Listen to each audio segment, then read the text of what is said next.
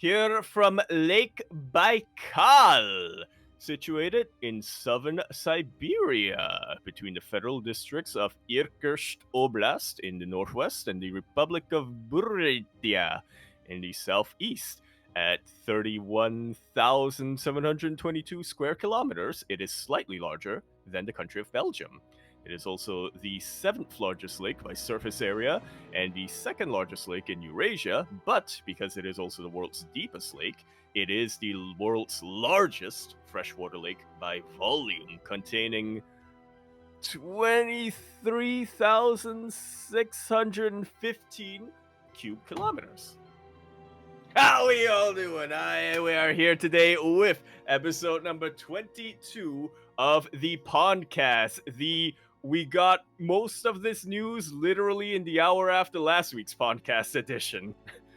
Here we are today. I'm, of course, your host, Yaku of the Zaku, and with me today is El Oso Sirena, que tiene una garrida para guarda el pelo, like _VIP, and as ever, we are ably produced by Ini Petakitorizhna Wujla Slovia, 16 squats and Seki Kuro. How we all doing?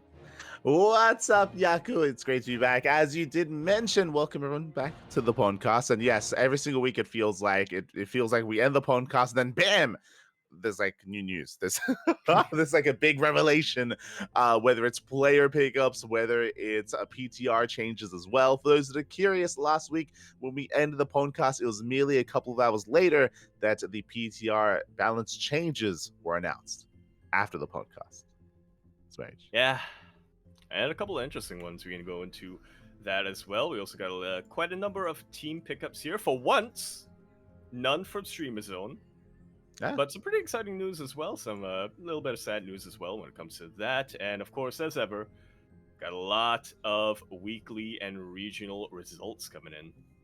Yeah, exactly. We're getting into the podcast, your kind of weekly wrap-up show of everything that's been going on in the world of StarCraft. If there's ever something that we miss, do let us know. Let us know. Come into our Discord server. Whether we did miss something or if we want to talk about something, then you can give us some suggestions. For now, though, let's jump into the news. And the first big one, of course, is that StarCraft Remastered and StarCraft 2 are now a part of Gamer Pass. Hell yeah. And then the one question I have is, do we all share the same ladder? Because if so, I don't think I'm going to be able to farm any points, or MMR, but... Pretty sure it is the same ladder because this is the PC Game Pass, so I would assume it's connected. Yeah. Is going to be the same ladder. And what does that mean? Well, you may be thinking, StarCraft 2, it's free anyway. Yes and no. It's the campaign that you still have to pay for, and with the Game Pass, that means that the campaign is now available to those that do have Game Pass for free, in a sense, for that service. All three of them. I believe you can play through the Wings of Liberty campaign, as well as the Zeratul prologue for completely free if you don't own either game, but Heart of Swarm and Legacy of the Void, those are the ones you have to pay for. And you also, there are, I think, a couple of commanders that, well, actually, I think nowadays you can pay for them individually, but if you own but I know that if you own the Legacy of the Void campaign, if you're interested in co-op, you also get a couple of commanders there for free as well, if you own Legacy. Yeah. So now you have plenty of content available when it comes to the Game Pass. Again, do recommend it. The story of StarCraft 2 is questionable, but when it comes to the level design, when it comes to just how they've approached the RTS genre via campaign, it's, I would say, probably the best in the world. They did a very, very good job when it comes to kind of designing it, bringing it all together. So do recommend it. If you did miss out, if you have Game Pass yourself, then it's available to you. Yeah, the Legacy of the Void campaign, the first one that I played, which was probably not a great idea to go backwards like that, but yeah, it was absolutely fantastic. A lot of very interesting and unique mechanics, a lot of very unique levels as well. I remember there was one where basically it would make more sense for a Terran campaign, but as Protoss, you had to constantly be moving your base from one part of the map to another. It was pretty cool. Yeah. For sure, for sure. Very innovative in how they did approach it. So yeah, with that, you do have it available via Game Pass. Of course, that was one of the big benefits of Blizzard being acquired by Microsoft. The first of many, I'm sure. Fingers crossed. Fingers crossed when it comes to the future of what the plans are for StarCraft 2. Oh, As that's you where you're mentioned, going. I thought you were gonna be like, yeah, Hearthstone coming to Battle Game Pass, Heroes of the Storm. If you own Game Oh, Pass, you get free heroes. I'm like, yes, come back to me, so I don't have to wait so long in solo queue. Oh no, smooch. But outside of that, we do have our player acquisitions, but also team updates as well. We did get notified a couple of days ago that Berserker Esports, a team that's been around for a long time, that has been competing in many seasons of WTL and in many other team leagues as well. It looks like they have announced their disbandment of their pro team. Yeah, kind of some sad news to hear, but also one that I guess isn't completely unexpected. Berserker Esports, and they do clarify, they did start as more of an amateur clan, and they did clarify that they are going to be continuing to maintain the organization of Berserker Esports, and they are still going to have their amateur teams. And so, yeah, if you're interested in joining to compete in something like a Chobo Team League or something like that, it's still available. But yeah, it looks like whether it's funding or whether they're just unable to support the pro roster anymore at this point. Yeah, as you mentioned, like it does make sense just because their roster was so large. Like with alongside Platinum Heroes, they had very large rosters, had a lot of very strong players as well. And I mean, shout out to Berserk Esports for being able to support them for as long as they did. But that has since come to an end. As you mentioned, it's only for their pro team. Like for their other projects, they're still running it. They're still organizing the Berserker Team League, for example, and all their other endeavors. So definitely, they're still involved in StarCraft. Just no pro team, which does mean that suddenly there are a lot more players that are teamless that are now looking for teams as well. Yeah. So shout out to Ultimate Battle B. Yeah, Battle B, Mixu, DNS, and many others. I'm sure Streamer Zone is ready to ready to pick a bunch of them up. They're gonna end up splitting two teams. They're gonna have Team Streamers and Team Zone. There you go. It's gonna be the A and the B division. Shaking my head. But yeah, much love to Berserk Esports for all that they have done, and for all they will continue to do in the future as well. Yeah, best of luck to them, and like I was saying, huge shout out to how much they have been able to support the pro team for these past couple of years. I do feel, in a way, like a kind of kindred spirits with Berserker Esports, since it feels like Berserker and CranKy, we have similar backgrounds and upcomings. Yeah, similar goals, similar backgrounds, similar projects as well, 100%. So it is with a heavy heart that we say goodbye to the pro team of Berserk Esports. But we also have some good news. After a very long time looking for a team, Yes! It looks like Christianer, the tuner himself, Chris Tunaner, if you will, has finally found a new home. Indeed, a new home, which is not quite the same pond as the Grand Tuna, Terran himself, but affiliated in a way. Christianer has just joined Offside Esports. Yeah, there you go. I mean, it does make sense, especially when you think about the context of some news that we had a couple of weeks ago regarding to Firefly and his removal of the scene. That does mean that suddenly there is kind of a hole to be filled on Offside Esports, and Cristiano has stepped up to fill that hole. Yeah, Protoss hole. There you go. Protoss have. They technically don't, I guess. But regardless, Cristiano, I mean, he's an amazing player. He's been improving so much over the past year. There's a reason why we have dubbed him the Chris Tunano. He's won so many Sparkling Tuna Cups, so many online tournaments, online events. He has been a very dominant force in the online tournament scene. So it's great to see that he's getting support from Offside. Yeah.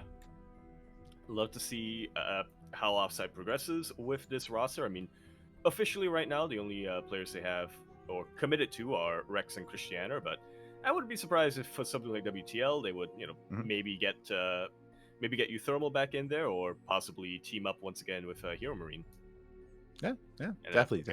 Mouse mouse side. There we go. Yeah, that's what they call it. Mouse. Technically they were calling themselves Offside Plus Gabe. No, Uh-huh. it's coming back to me. It wasn't Mouse side or anything. It was like, yeah, we're offside, and also we have a Gabe. I like Mouse off though. I like it. Yeah, It's good. true. It's good. Yeah, offside esports. Maybe make that happen. Mhm. Uh, Gemini, but we'll see. We'll see. who is 100, who Regardless, is totally the one in charge of everything there. true. So He's shout out to, definitely of the course, guy Cristiano who for controls things. confirmed. Does find new home. Meanwhile, we have another big announcement as well. Speaking of players looking for Yes. teams, was looking for one for quite some time. We have a big announcement for Solar. He joins the ranks of Bunny and Rogue over on Team Falcons, or I guess Falcons Esports, or Team Scrap. Yeah, he does find a new team here. And what I found most interesting about this pickup, one, that, I mean, Team Falcon are willing to invest even further and embrace their or get a larger roster for their team in StarCraft 2, which is interesting to me. That also means if there was another season of WTL, technically they would not have to sign another player. They don't have to partner with another team. They will have a roster for it. They absolutely would.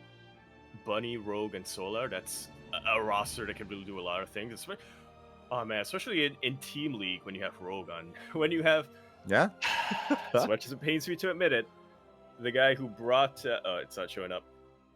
The guy who brought Dragon Phoenix Gaming to win 4 seasons in a row on your team. Because it's not just that Rogue is a fantastic player, it's also that he's a really good strategist and also a very creative player. He was the captain of Jenner Green Wings for the longest time, and I think, which back in the day meant that you were responsible for deciding the lineup and who faces against whom. And I think when it comes to planning for a longer series like that, Rogue is absolutely someone you want on your. He's absolutely someone you want on your side. Yeah. Again, it's like something that we've been missing for a long time. Again, Rogue, of course, he only relatively recently returned from the military. It was too late to, be a part of the most recent season of WTL. So in the upcoming one, Team Falcons, they definitely can sign up. They can pose a threat, and they could be a force to be reckoned with if they were to compete in the WTL. So yeah, it's something to consider in the back of our minds. I don't think that's necessarily the reason why they picked up Solar. It's just like another benefit of it is that they would be ready for that as well. So yeah, shout out to the Team Falcons for actually, taking the initiative and signing Solar.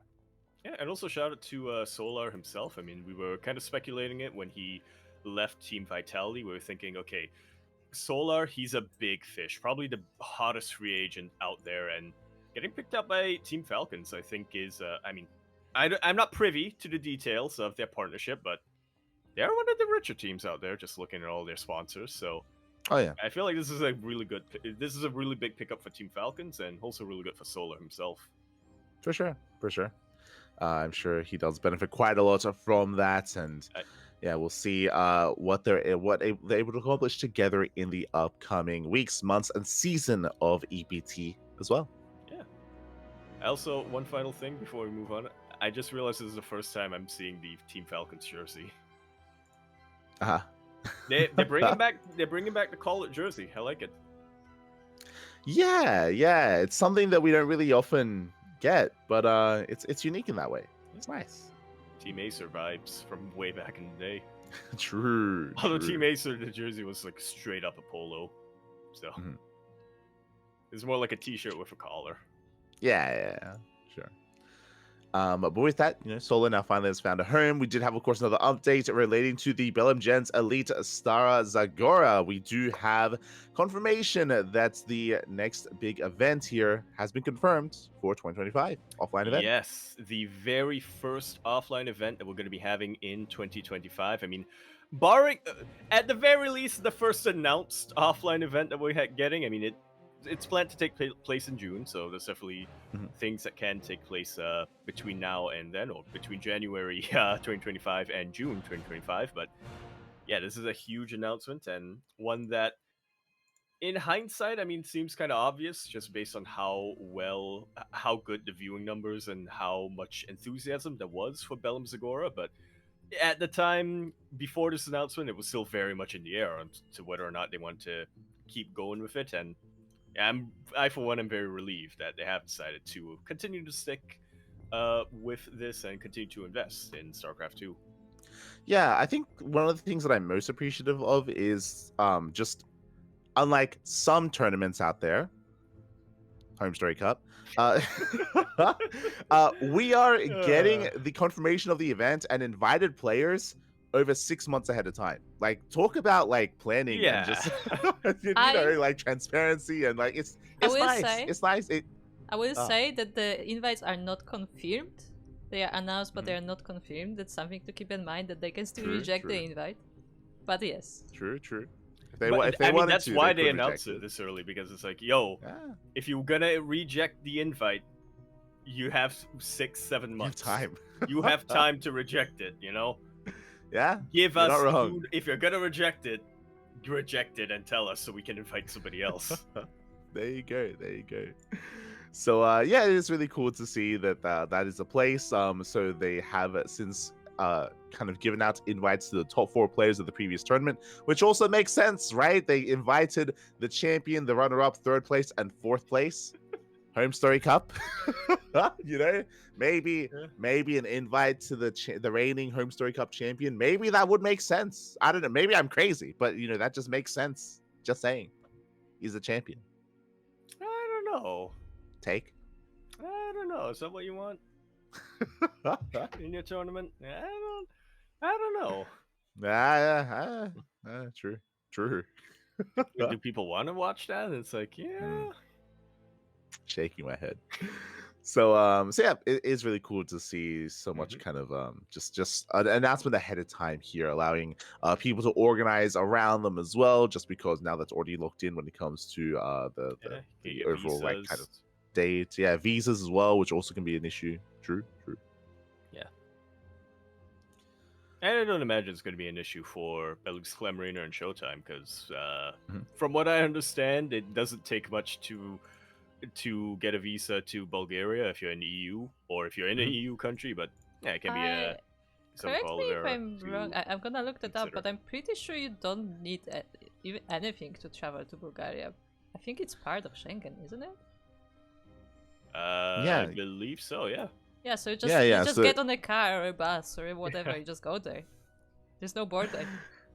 Yeah, so again, this is even that much more beneficial for Oliveira as well. We have had times in the past where Oliveira or some of the other Chinese players would be invited to an event and they could not participate, could not actually take part, and they couldn't travel because there just wasn't enough headway and they couldn't get their visas in time. That is something that did happen last year.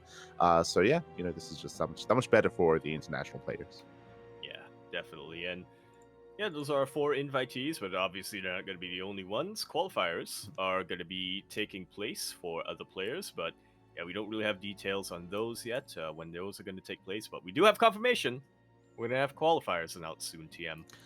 Yeah, and I think the other benefit as well, now that this is the 2nd rendition of this tournament, is now everyone knows that it's like legit. If you recall, the first time it was announced, there was a lot of kind of like uncertainty, like, oh, like how is the event going to be run? Like, is it actually going to be a real thing? Like, what's going on here? Like, there's a lot of like ambiguity surrounding the event.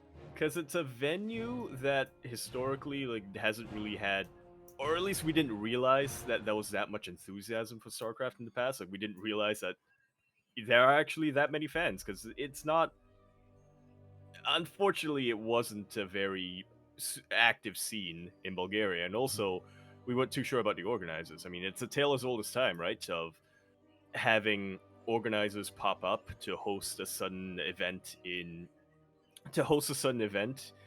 an offline event, and then just not pay anyone, to pay the players or the producers or anybody, and you really have to hound them, and yeah, they're just not very legit. I think it literally required the official Bulgarian Board of Tourism to promote this before people were like, and even then it was still kind of like they weren't super sure, because they were like, but does the Tourism Board of Bulgaria, how much do they really know about these organizers as well? So Yeah, but now they've proven, like you said, they've proven themselves. They've shown that they are legit organizers, and they're serious. They're in this for the long run, Yeah, and and I'm they're curious. in it for the love of the game. Yeah, and I'm curious if other now moving forward, because now we have multiple countries actually doing this. I wonder if this is maybe something that we see more of in the coming years as Yep. well. Specifically, I'm referring to EWC with Saudi Arabia, right? I mean, likewise, the government stepped in, and I mean, it is kind of like likewise, kind of like they're a way to promote their country touristically, to bring more attention to them, and then to kind of like step into the world of esports. Likewise, Bulgaria doing something very similar, smaller scale. True, is a smaller scale, but they're doing it nonetheless. So it'll be interesting if other countries do follow suit as a way to kind of like promote themselves, especially to like a younger audience and to esports. Yeah, interesting. By the way, I just looked it up, and Bulgaria is part of Schengen from March this year, so literally recently, but only for travel from airplanes and boats. The ground border is still there. So but you can't take a they car. are discussing like the ground border next. But it's like literally a recent thing. Fun fact. Yeah, there we go. So EU viewers, you know what to do. Rent a boat. Get a boat. Just drive up to a boat and then you can go in. There you go. Yeah. Beautiful. So that is something to bear in mind. What else was I gonna say? Go on. Oh yeah, I was just gonna say, when you brought up countries, I wasn't thinking initially about government supporting esports. I thought you were referring to Bellum Zagora partnering, or potentially, as we had our teaser last week, in talks with SC Boy to potentially get something done there. Yeah, true. I mean, collaborative international kind of collaboration going on there. Yeah, we did speculate at the time, and I mean, it's still definitely something that can still happen as well. The idea of WTL having an offline event, it is something that SC Boy have wanted for a long time. It's something that they have publicly spoken about as well, about wanting to get done at some point. And if they're able to partner with SC Boy, if the Bulgarian or if Bellum Zagora is able to partner with them, then that's also still a possibility. True. Yeah.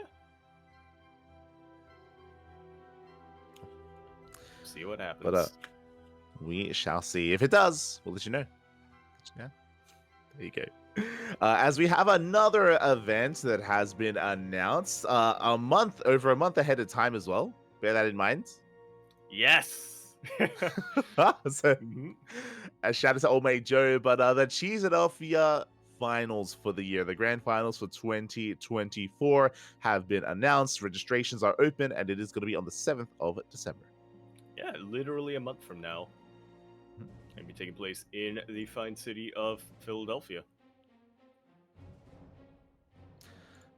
Yeah, it's going to be a big offline event for the NA region. For those who do not know, I mean, we did cast the most recent Philadelphia, but there have been like these, in a way, smaller events throughout the year. They've been able to provide points, all leading into the grand finals. I believe because of that, there are going to be some invites to Philadelphia, but as is being shown here, also open registrations as well. So you can go to the event, take part in the event, and enjoy StarCraft at the end of the year together. Yeah, it's a massive, huge LAN in the US. It's kind of like Epic LAN, but a bit more focused on specifically just one esport. Yeah, true.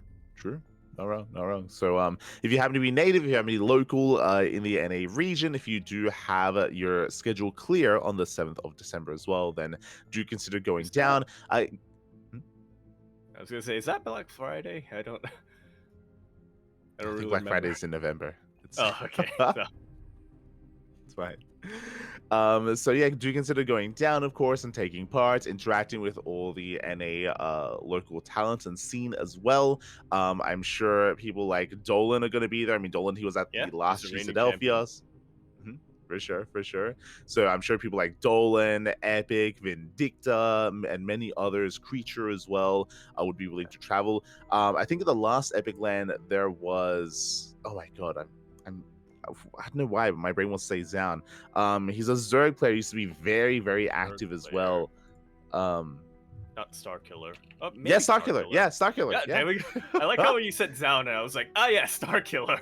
yeah. See, we understand. Zound Yeah. equals Starkiller. Exactly. But Starkiller was there, which was shocking. I was like, oh my god, he's been retired for so long, and even he showed up. So we might see a return of Starkiller. It's possible. Yeah. Yeah. Silky? So this is Zerg Zound. Is Silky allowed though? he might just name change and then sign up. It's possible. It's possible. So yeah, great to see another offline event that is going to be coming up in the next month. Do check it out, whether it's on stream or off stream. When it comes to us, we don't know if we'll be covering it. We did cover the last Philadelphia, but they might, especially for the grand finals, they might just want to have some local talent and like have like some local offline casting instead. Yeah, bear that in mind. That may be the case. Yeah, Tempo usually very active in some of these. Maybe you might come in. Beowulf, I think, is in the vicinity, but I don't know if he'll be free. For sure. Meanwhile, we were alluding to Home Story Cup before, and we do have some invites announced for Home Story Cup. Some. It feels like a week ago or 2 weeks ago they were like slowly dripping them in, and then the minute we finished last week's podcast, they just opened the floodgates. So I was like, we have a whole bunch more invitees to announce. Specifically, wait, 1, 2, 3, 4. 1, 2, 3, 4, 5, 6, 7 invitees. There you go. We do have those 7 invites, and no major surprise, maybe a couple, but it is going to be Big Gabe Hero Marine is going to be taking part as a player and also as a chef, which I think we already knew about. But sure. Oh yeah, I feel like it's redundant to announce inviting Hero Marine because we all know that if Hero Marine's not there, nobody's eating. True. Yeah, but Hero Marine, obviously, he's been around. He's obviously German, so that makes things a lot easier. And as we've mentioned quite a bit in the past few podcasts, he's becoming a lot more active when it comes to the organizing side as well. So he's going to be joining Home Story Cup as a player and also as a pizza chef. But yeah, it'll be interesting to see if he does manage to sit down maybe with Take or maybe with some of the other people, and yeah, maybe see if they can ask him about his recent experiences as more of an organizer of events. Yeah, exactly. So it's great to see Gabe there once again. Maybe taking part in additional or having multiple roles in his next Home Story Cup appearance is possible. Meanwhile, we do have the captain himself. Harsum is going to be rocking up. I could be mistaken, but I feel like Harsum has been to maybe almost every single Home Story Cup. Sure. Ever since the beginning. If he was not at Home Story Cup, I'm 100% certain. I would have started a riot. There you go. So Harsum is going to be. He's a mainstay in Home Story Cup.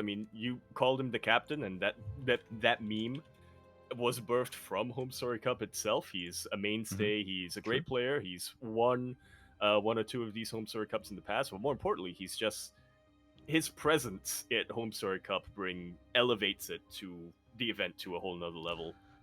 Yeah, he had like the unofficial title of being like the Twitch ambassador or like the sub ambassador or something when he was there. Like, like he was always in charge of that. And yeah, again, it's really cool to see Harsum being part once again. Again, we expect that. We expect that. Yeah. And he's one of those players who just has a good relationship with literally everyone and can get. And, in an event like Home Story Cup, which is a little bit more chill, and, it literally invites the players to cast and be on the couch itself, bringing Harsum there,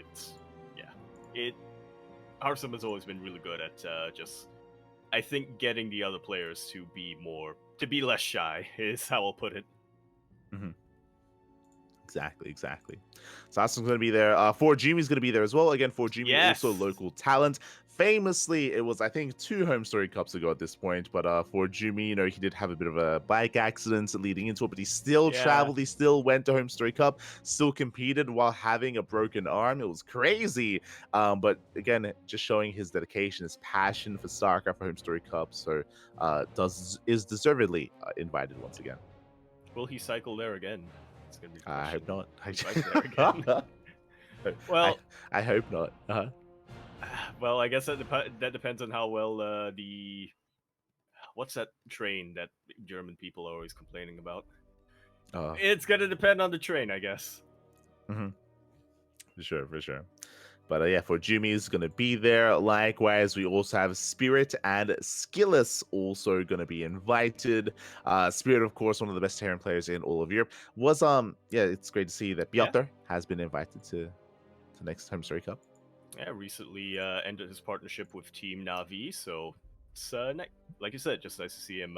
Since he's in the area anyway, nice to see that he is going to be invited there and he is going to be able to compete as well. Have a little bit of something to fight for, while maybe at this moment not having as much support. For sure, for sure. Meanwhile, we have Skillus Nikita. Likewise, has also been very, very active when it comes to the most recent Home Story Cup invites. Also a very strong Protoss player in Europe. Yeah, very strong Protoss player in Europe, and has, like you said, been a mainstay of Home Story Cup since at the very least 2020, or maybe even earlier than that, 2019. I gotta say, this is the best picture they could have used. Out of all the invite announcement pictures, this one's my favorite. He's like, "Come with me." Beautiful. Take my hand. We'll go to Home Story Cup together. Let's go. Yes. Let's go. So great to see Nikita going to be a part of the next Home Story Cup once again. Likewise, we also have DNS, who was also, I believe, in the previous Home Story Cup. DNS, a player that we have been praising over the past year, especially when he was on the Platinum Heroes, when he was competing for WTL. Likewise, Berserker Esports afterwards. You did mention how, Piotr is currently a free agent. DNS also currently a free agent as well, but definitely deserving to get that attention at Home Story Cup. Yeah, a little unfortunate how things timed out here, and how the announcement of Berserker having to dissolve their pro roster came out after this announcement. So yeah, it's on there in the graphic. Yeah, the graphic is a little bit outdated. True, because of that, but he's still an amazing player. And again, he was there at the last Home Story Cup, so great to see a return of DNS. And the final announcement shouldn't be too much of a surprise. It is Lambo. Lambo also is announced. Also, he's local talent to Germany. We expect the trifecta of Gabe, Lambo, and Showtime to be there, and at least we have confirmation. Indeed, we have confirmation on all three of them. Except, now they're going to be bringing in. Now at the maybe they're becoming more of a square potentially. I'm trying to link it to Forjumi becoming a bit more of a mainstay nowadays. Yeah, I'm curious about when it comes to these invites. I know we've been memeing a lot about Gumiho and how Gumiho should be invited. Just saying, should be invited. Moja would be an interesting one. Moja is also a German Terran player. He debuted in the last Home Story Cup. That was like his kind of first offline event, and he did very well in it. So I'm curious if they're willing to extend another invite to Moja once again. Yeah, would definitely be neat to see Moja over there. I think they're probably gonna, because there's a finite number of invitees you can have, right? So Moja would be nice to have, but I would imagine that he will kind of be on the tier, which is like, if we can get him in, we'll get him in, but if not, then they might not really, try to fight to get him in, or they might not be willing to boot somebody else out to get Moja in. That's what I'm. I get what you're saying, right? Like Moja, nice he's more of like he's more of like up and coming talents, but he doesn't have like the star power, and usually, they want the big names to be a part of the event instead. So, we'll see. We'll hold out hope for the return of Moja. We'll see if that does occur. But yeah, for now, that is the final announced invites, but I'm sure many more are coming up. Yeah. I wonder if it's going to be all at once again, or if it's going to be a trickle. I'm telling you, he's waiting for he's watching the stream, he's waiting for it to end, and then bam, he's gonna just he's gonna just hit up rapid fire the announcement. 7 more. Will Gumiho be one of them? We'll see. Yeah, he better be. God damn it. Meanwhile, the final kind of news here of the week, which we did miss out on last time because again it was announced right after we ended the podcast or the PondCast, and that is the most recent PTR update. Yes, a couple of changes have been made after some feedback. A couple of tests, a couple of a couple of changes are not going to be going forward, and a couple of others will be going forward, but they will be modified slightly. So I guess we can go into them. They're not too many, but Yeah, not too many, but still some very important changes have been made. It is really cool to see some feedback as well. This is definitely something that we can go over, but they did leave a comment regarding the battery overcharge removal, talking about how like positive the feedback has been, and that is true. There's been a lot of positive feedback from Protoss players about how flexible, not how even just versatile Protoss players. yeah. I mean, players in general about how versatile and flexible energy overcharge is, and how so It's far at exciting. least, it's working. Yeah, it's really exciting from both a viewer's perspective and also from player's perspective. It really shakes things up quite a lot, and it shakes things up in a way that allows for, like you said, more flexibility, more creativity, and yeah, will be just a much more exciting part of the game moving forward. So they are gonna go through with the changes. I think they might be still looking to see if they need to tweak any of the numbers, but I'm glad that we do have confirmation that they're going to be committing to this change. That's, I think, a huge win for the game overall. Yeah, for sure. I do think it is a positive change for the game. Meanwhile, we have another very unexpected change. A bit of a blindsiding change as well is the Cyclone. The Cyclone has been reverted to.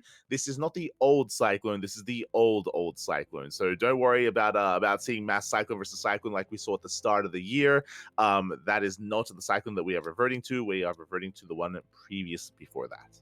Yes. The age of the Cyclone has ended, and I could not be happier. Oh boy. Oh. Exactly. So say goodbye to Hurricane Engines. We fought so hard to even get the name change and the icon change to make it make sense in the lore, but Hurricane Engines is going to be removed. Likewise, now just like previously, tech labs are required to create cyclones. You can no longer reactor cyclones out, like they did before. Again, it's a big change to revert cyclone to what it used to be. The coffee build gonna be even better. Oh, no. You can't get the Cyclone out so quickly, my liberators. Yeah, and their rationale for it, of course, is just how dominant the current Cyclone is early on. I say dominant. How safe it is, to open up Cyclone, to shut down early aggression in PvT, to bring it to an end, and how safe Terran players can be. Of course, now with the previous rendition of the Cyclone, it is a bigger commitment just because you need a tech lab on the factory. Likewise, it is a little bit more expensive, and yeah, because that's just going to be a very different dynamic, and overall, it's a very interesting change that was being pushed. I wasn't aware that that there were players that were pushing for this, but has gone through. You weren't? Yeah.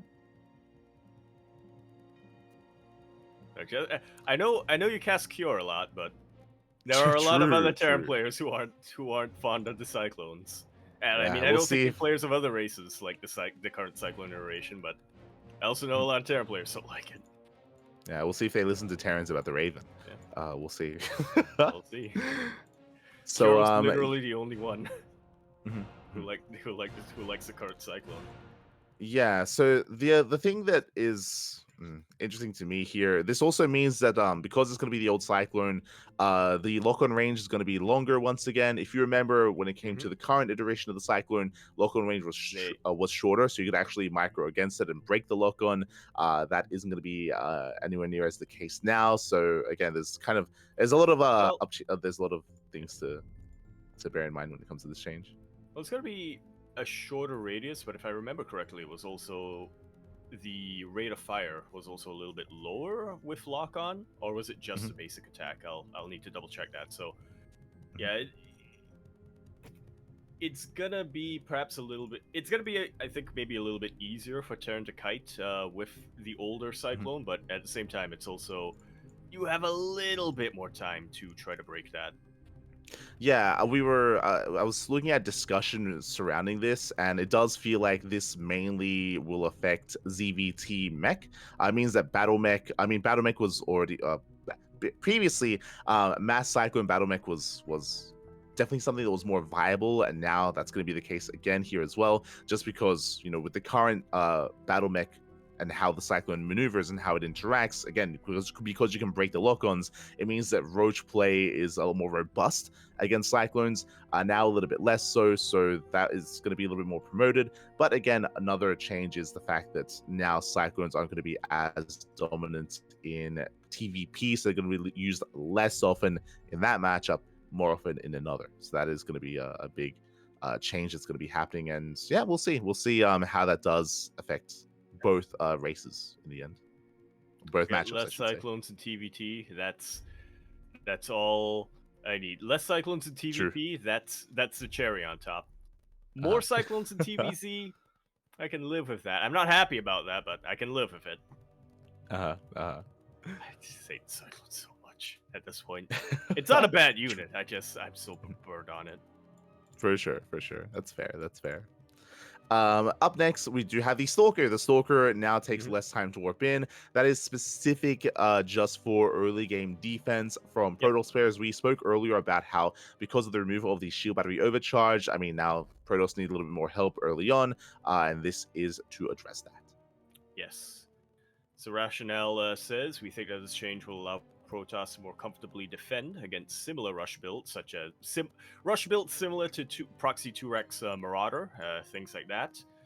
But there is also definitely the concern that this will bring back the days of Harder Swarm with a lot of early, a lot of proxy gate stalker play coming in, which is something that is done, or well, I say it's something that is done. I think MaxPax is really the only one who is really pushing for aggressive stalker builds like this. So yeah, they're going to continue to monitor it before they really decide whether or not they're going to be committing to this change, adding it into the game. But as of right now, I think that this is probably the right way to go.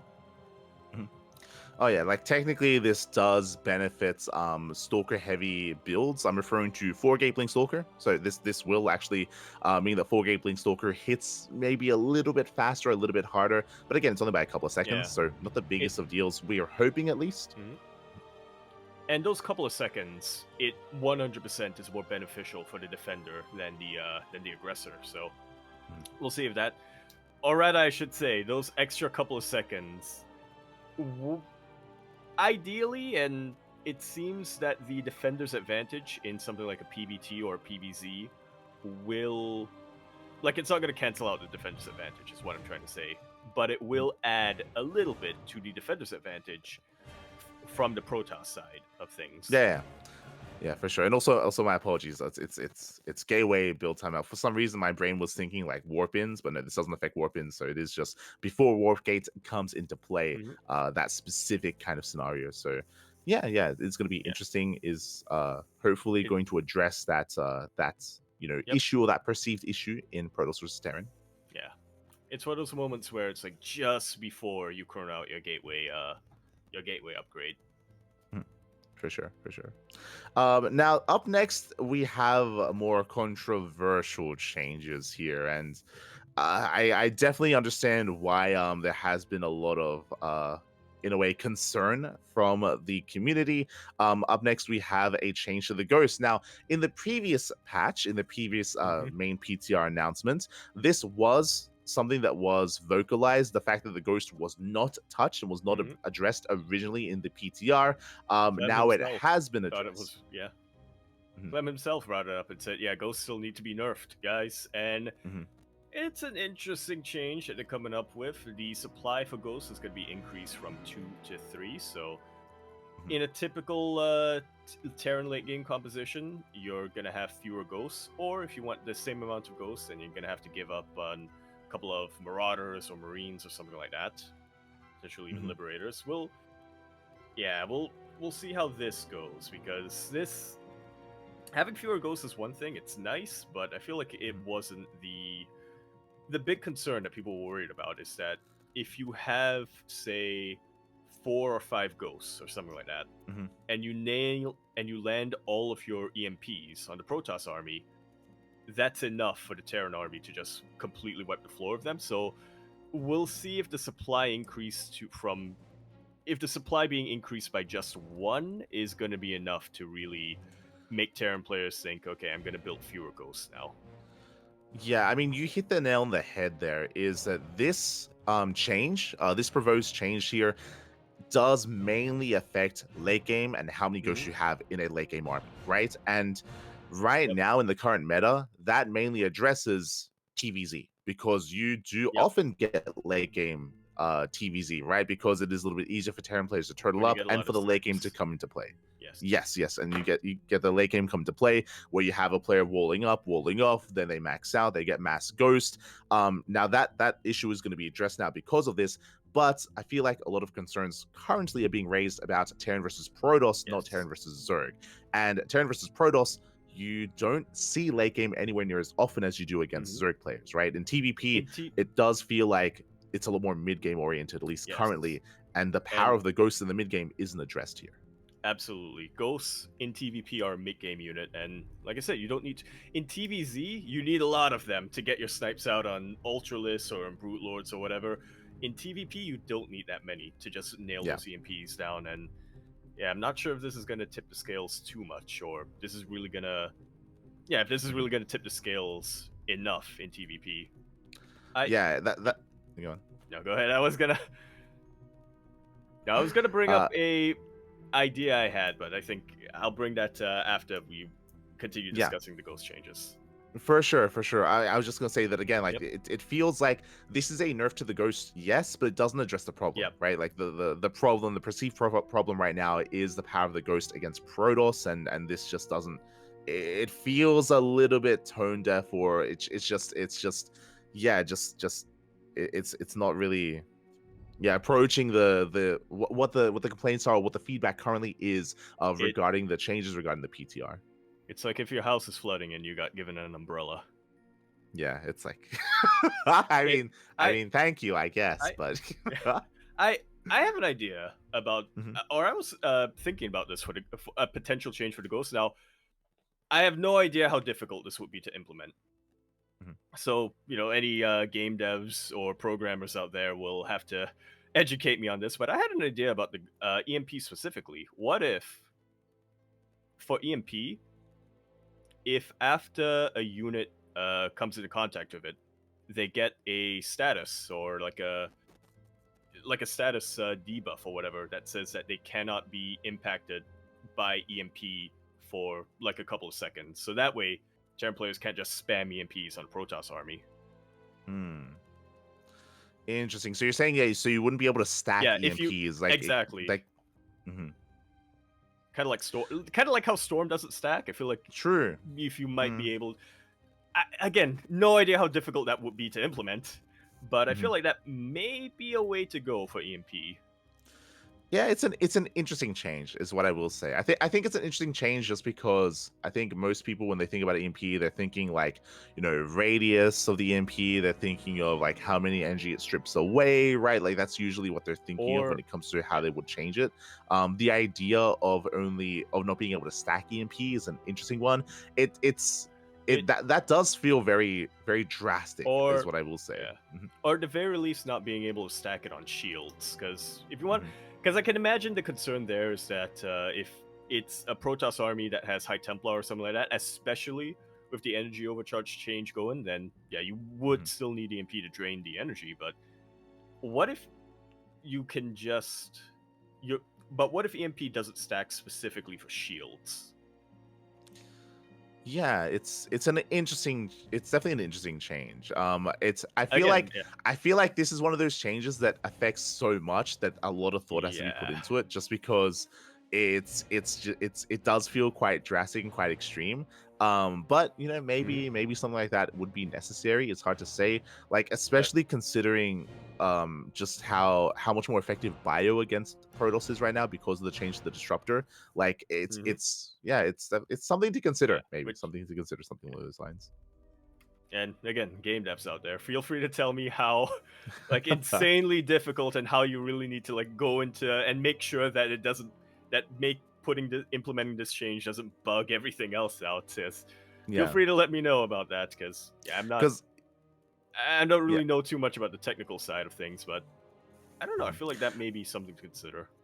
I mean, in a way, I understand the logic behind it just because that is the case currently for other spellcasters of the same tier from other races. You spoke about Storm. It's the same with Parabomb, Yeah. right? Like Parabomb doesn't stack. Like Mhm. Parabomb, it's like just a flat damage regardless of how many parasitic bombs there are on a unit. So it kind of goes in line with that as well. So I can definitely see kind Well, of where the idea the comes from.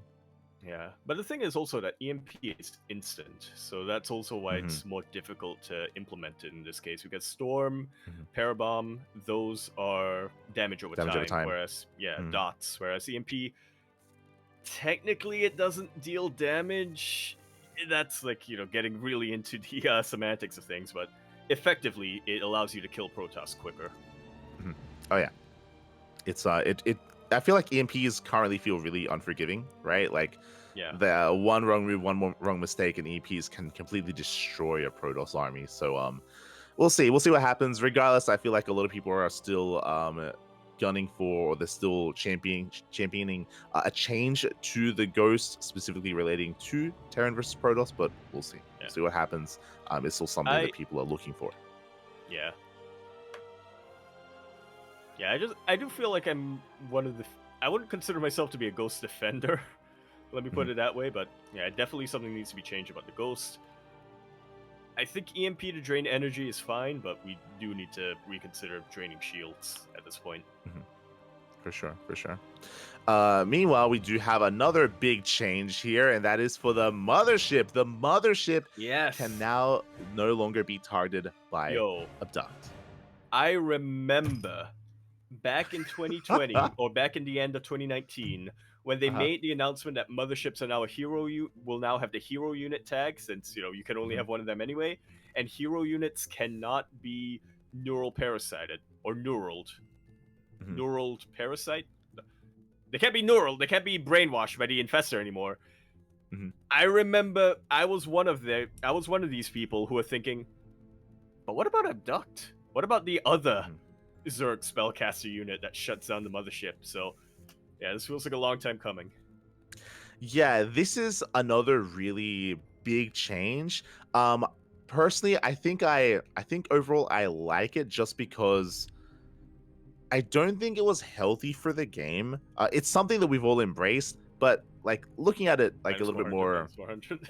Yes, looking at it a little bit more like with taking a step back, about like the enjoyment of like seeing something like that. But when it comes to like the health of the game and the health of Protoss and the health of the race, for their key hero units, which costs 400 minerals and 400 gas, as you mentioned, to become a meme and to be the first thing to die in every late game fight for Yeah. years, as fun as that is, I don't think that's like the best design choice for that unit, right? Like for it to Yeah, literally become a meme and be the first thing to and die, that it's like what's happening and here? it's not exactly, and it was a meme unit, and like you said, it wasn't just a meme because it was the first thing to die. It was also in game, pros were using it as kind of a gimmick unit. We saw some crazy strategies with the mothership's recall being utilized back in the Mhm. day, and in the last couple of patches as well. There were a couple of very gimmicky things that players Mhm. were using to their credit, to pretty great effect, to their credit. But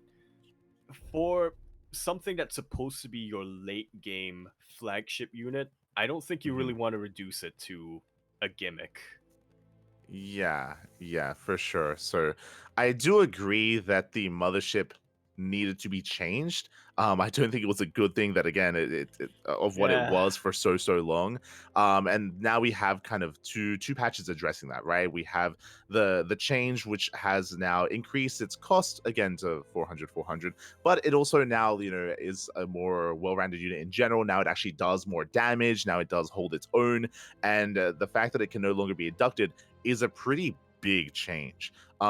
there is a bit of a give and take here. On the one hand, I do like that now it's not going to be the first thing to die. On the other hand, this is also still very theoretical, is the idea that it never dies. In the hands of a good Protoss player, because it can no longer be abducted, Right. it should be a little bit further back. It should be further back as the spellcaster to, of course, use its cloak to support the army with its spells, like its slow zones and of the nature as well.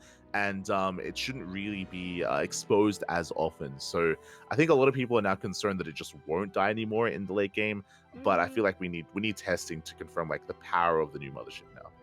Yeah, we'll have to see, because that's like, as you're saying, that's very much a possibility. But I feel like that's also something that, you know, 'cause you were mentioning that you know, the mothership ideally would hang back and be able to support the like front line of the Protoss army, but in reality, that isn't necessarily the most effective thing. Like the mothership, as we see, is literally right in the middle of the army, so it's not like, so it does need to be, so it's still a little bit more forward. I can imagine that you know, players with a bit more foresight, specifically in the ZVP matchup, since this is a change up, will only be affecting the ZVP matchup.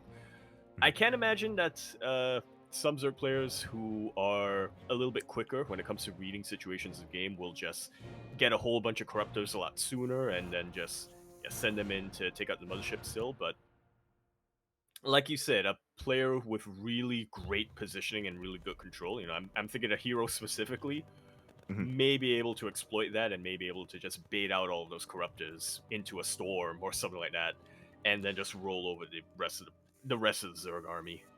Yeah, I think this is a change that just needs to be monitored and seen, and, Yeah. and we just need to be able to kind of watch its interaction with late game ZVP. I think that's just something that needs to be kept an eye on here. So yeah, we'll see what happens with the mothership. But overall, the idea that it can no longer be abducted, I think, is overall a beneficial thing. You know, when it comes to the overall balance and tweaking numbers, or when it comes to other things, we'll keep an eye out for that. Indeed, we shall. Meanwhile, we have another bit of a nerf here to Zerg, specifically for the Ultralisk unit. Anabolic Synthesis, which is Ultralisk Wind, as I like to call it. Ultralisk Speed is, I think, the more colloquial term, but they run so fast. They run so fast, they have wind behind them. But yeah, Ultralisk Speed now being nerfed, so the benefits that you get from that upgrade has been reduced from 0.82 to 0.59.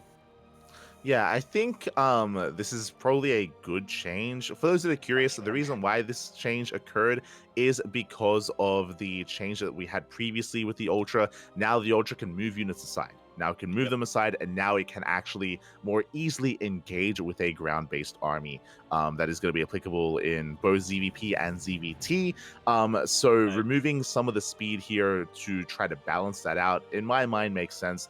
I still think that overall in the PTR, the Ultra is still better than its current version because it can move through units. So even though it's slower, it is still more likely to get onto the army as well. So I think I think this makes sense. I'm glad you're saying that, because I remember reading this change and I'm like, I like this, but at the same time, I also kind of feel like that might be my own, you know, bioterran bias, because they're saying it now. They're making it so that the overall rate of the Ultralisk will be the same as Stimmed Marines and Marauders, and that was my go-to, because I'm a player who has terrible long-term long-term thinking. So I always get blindsided by Ultralisk when they come out.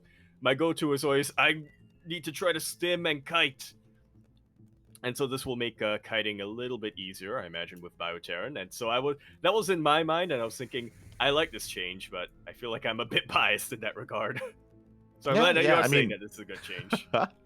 I mean, maybe, but yeah, I can get behind this change for sure, for the Ultra. It's also important to bear in mind as well that Terran players will have less ghosts in the late game because of the previous supply change as well, and that will also impact late game TVZ and Ultra interactions. So yeah, overall, I do still think that is probably a beneficial change here for the Ultra.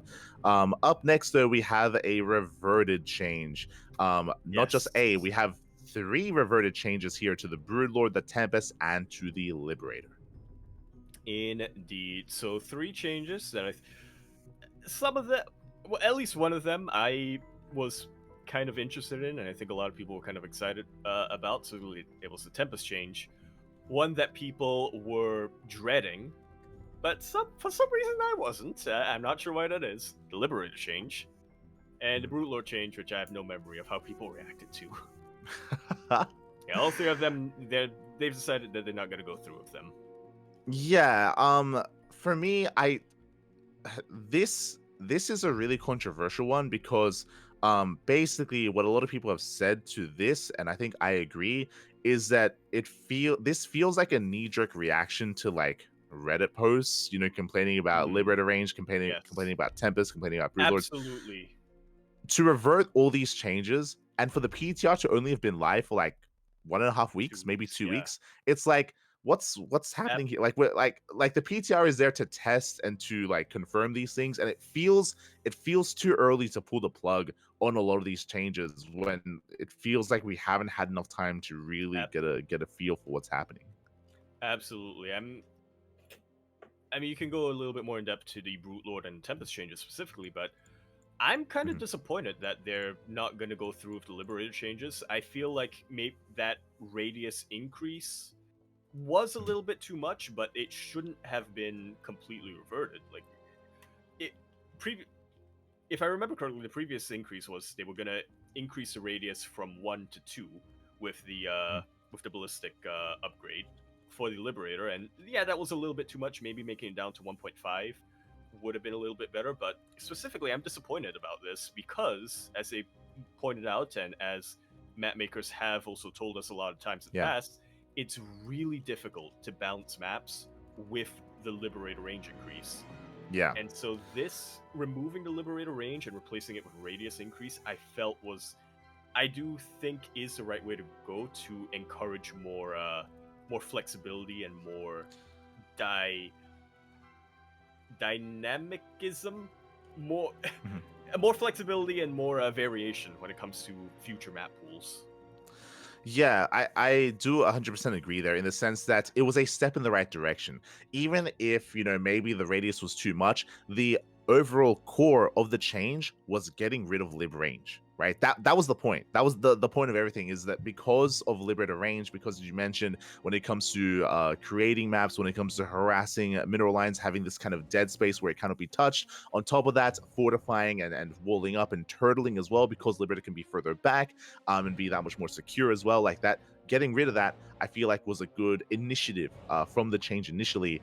And even if the Liberator range, the radius of the Liberator zone was too large and was maybe something that had to be looked at, to just revert it completely is like, I mean, are we just not going to try to like tweak it and make it work? Like, what's happening, right? I feel like the overall goal was still a good one, and we've just kind of gotten rid of that, and it feels like a step in now a wrong direction, or just taking some steps back here when it comes to the Liberator.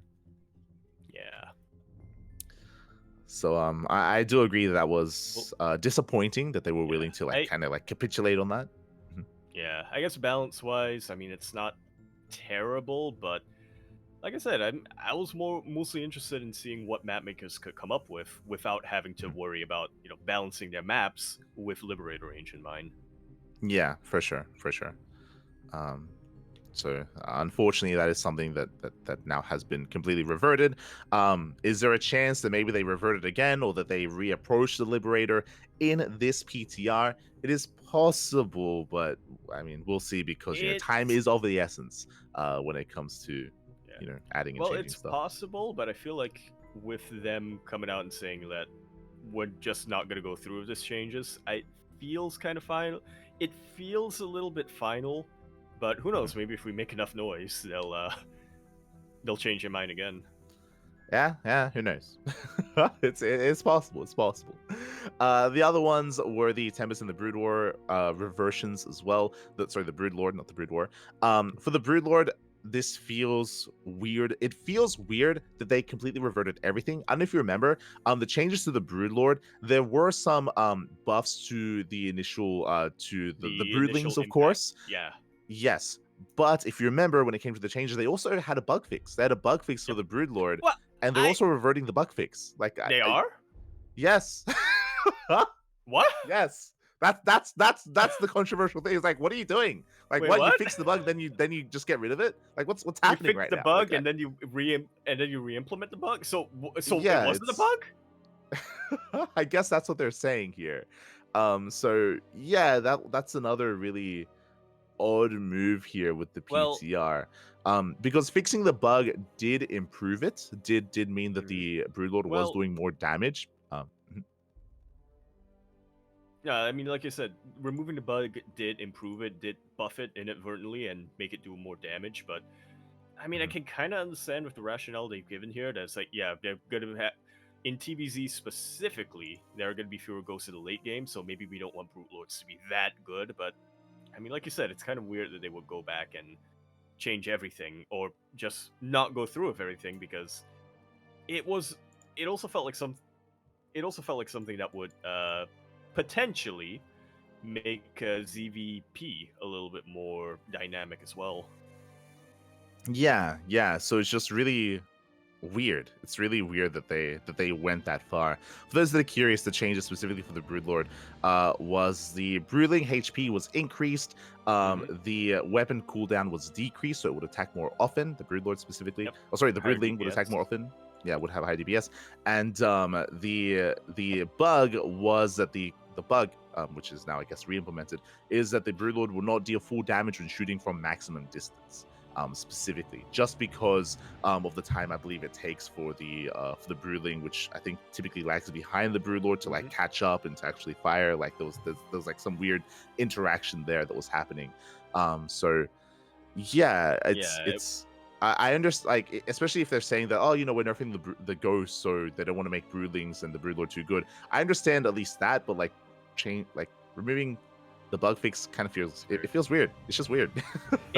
Yeah, it feels weird, like you were saying. It's like it just feels like it wasn't that much of a bug then, if you can just Yeah. re-implement it like that. Well, the problem is that they called it a bug though, so like it's clearly it's not Yeah, working as intended. Like that's what a bug is, I should say. Like it's not working as designed or as intended. So that's why they would phrase it in such a way, and then they revert it. So it's like, okay, I guess question mark. But again, this is also why this feels like another like knee jerk reaction to some comments that they received to completely revert everything instead of only reverting some things. So that was an odd one. Speaking of only reverting some things, though, the Tempest damage point change has been reworked. Now, Mhm.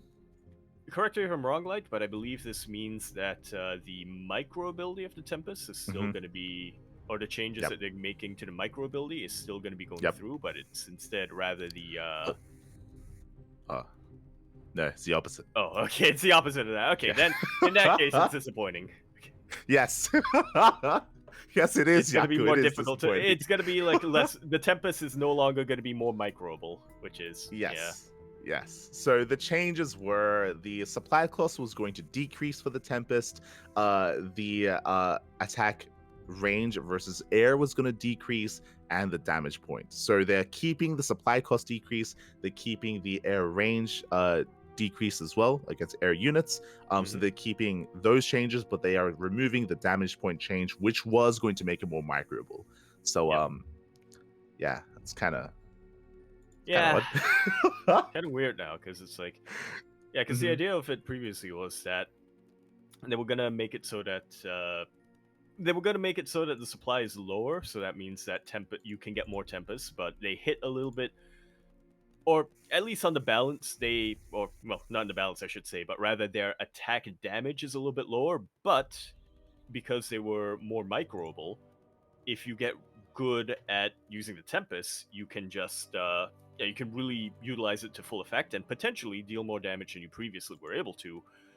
Now it's Tempests are weaker, but you can get more of them, but also you can't really, the skill ceiling is still going to be at the same level it previously was. Like with the damage point change that they brought out, they increased the skill ceiling of the Yeah. Tempest. It was, if you get really good at controlling them, you will be rewarded for that, and you will get really good results. And now it's like, yeah, you're no longer going to be rewarded for microing Tempest well because nobody will be able to micro Tempest well.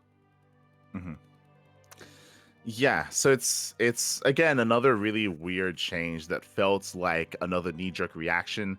I think the reason why is again because like they're now like adjusting the mothership, and I guess in late game they're adjusting like the ghosts as well. Like they felt the need to do this, again I feel like we haven't had enough time to see if the micro ability of Tempest is a problem or not, right? Like they're saying it is, right? They're saying that, oh, maybe, you know, if you can kite too well with a Tempest, then it's too good.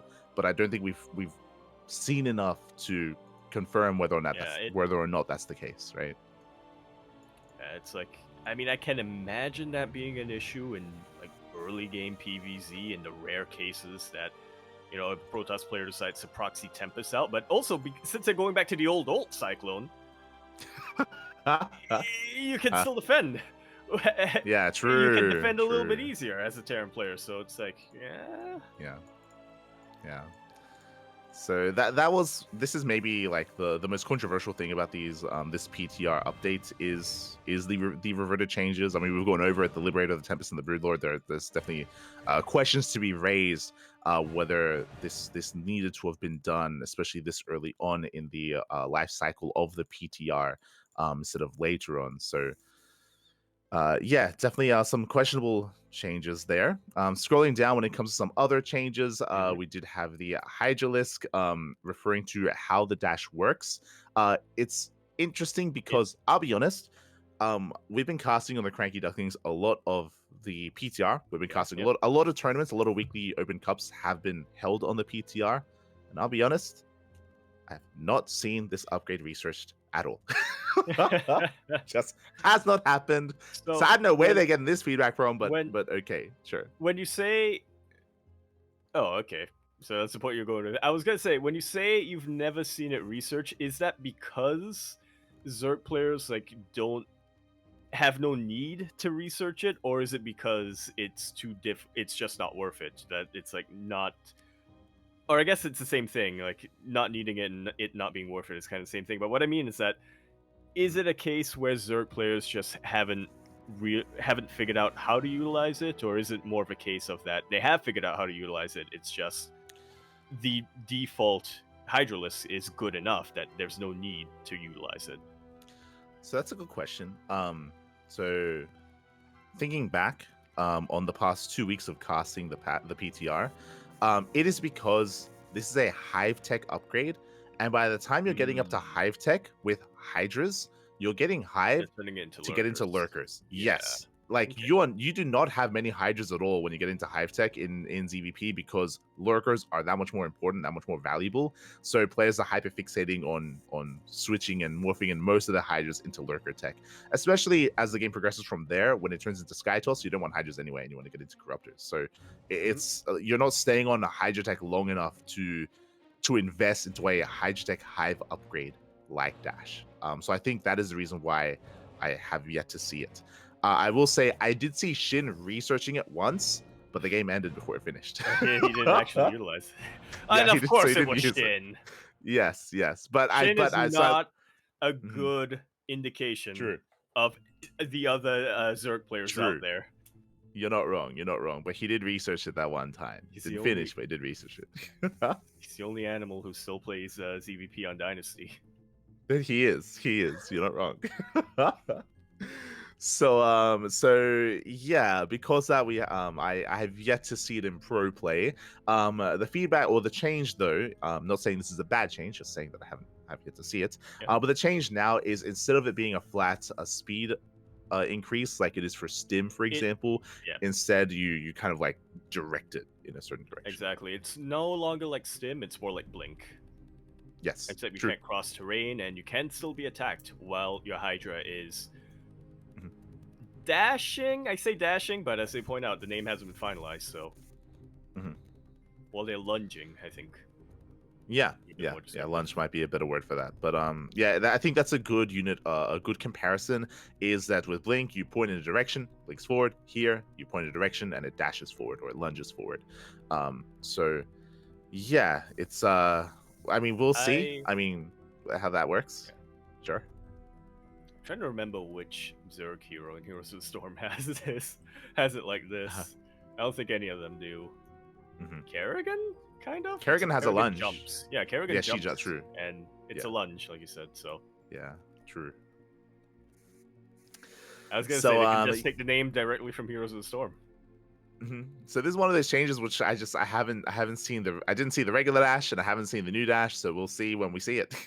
I guess. There you go. Yeah, Maxim in the chat pointing out that Hydra is just, for some reason, Hydra is the one unit in the one Zerg unit that's just getting a lot of upgrades to. That's just getting a lot of upgrades for whatever reason. Yeah, I think it's just because they want it to be a core unit again. I think clearly that's what they want. They want like Hydra. I say core unit. Yeah, I think they want like staying on Hydra Tech to be a little bit more viable. But staying on Hydra Tech is still just very niche. So it's kind of hard to. And it's very understandable. I for one would like to see fewer games, and I would like to play fewer games where Zerg players rush into lurkers as quickly as they can. But like you pointed out, it's difficult to incentivize this while the lurker is still such a core unit in the late game. Well, again, as I mentioned, just as well, like this, because this upgrade is Hive based. Again, like in that kind of game scenario, when you're getting into Hive, you're getting the lurker, then you're getting Hive upgrades for your lurkers, right? Like you're already moving on. You're moving on from Hydras already. Like so. It's in the past. Just let it go. Yeah. So it's just kind of weird how that all works out. But the next change is to the lurker, as we did mention. The lurker HP has been reduced, and the sight of the lurker has been reduced as well. In a way, kind of like the tank. Has it? Oh, sorry, it was increased. My apologies. Not like the tank at all. Well, the sight has increased, but I don't think the range of the attack has increased. So, I believe it's like the opposite of the tank, where the tank has a larger attack range than what it can see. I think in this case, the lurker has a larger sight range than what it can attack.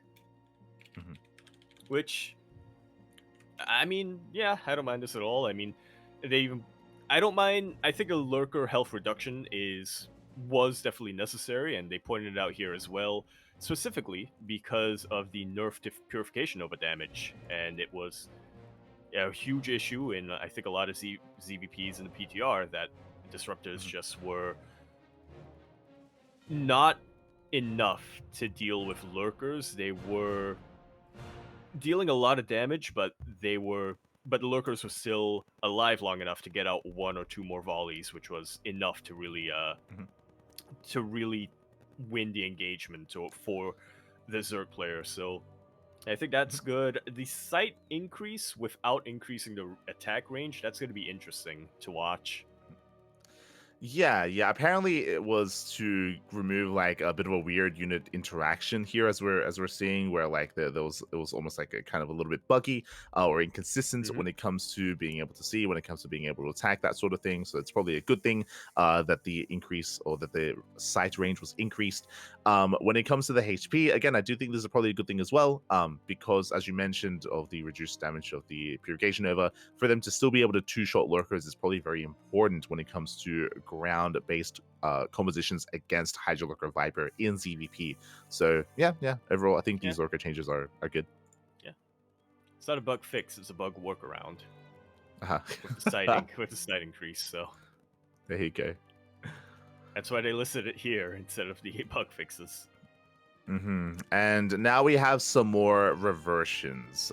We do have the removal of Mr. Turret Salvage that has been removed.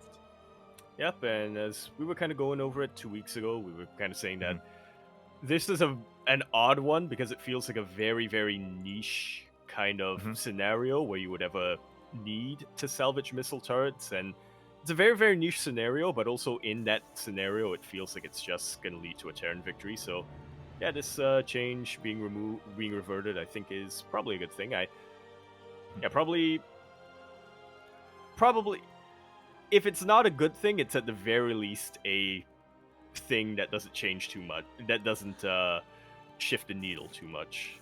Yeah, if you recall, something we were talking about is that Missile Turret Salvage, it felt like it was most likely to be seen in the late game when resources became that much more important, when Yep. you were fully walled up and fully walled off, which did feel counterproductive to the idea that they wanted to reduce the power of turtling.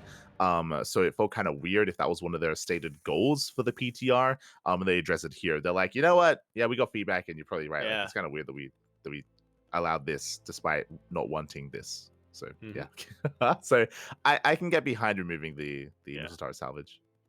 Yeah, Sensor Tower Salvage though, that is something that they are still going to be testing, and yeah, something that I think is still going to be potentially a good thing. I mean, we'll see. I mean, Sensor Towers provide they're a utility building.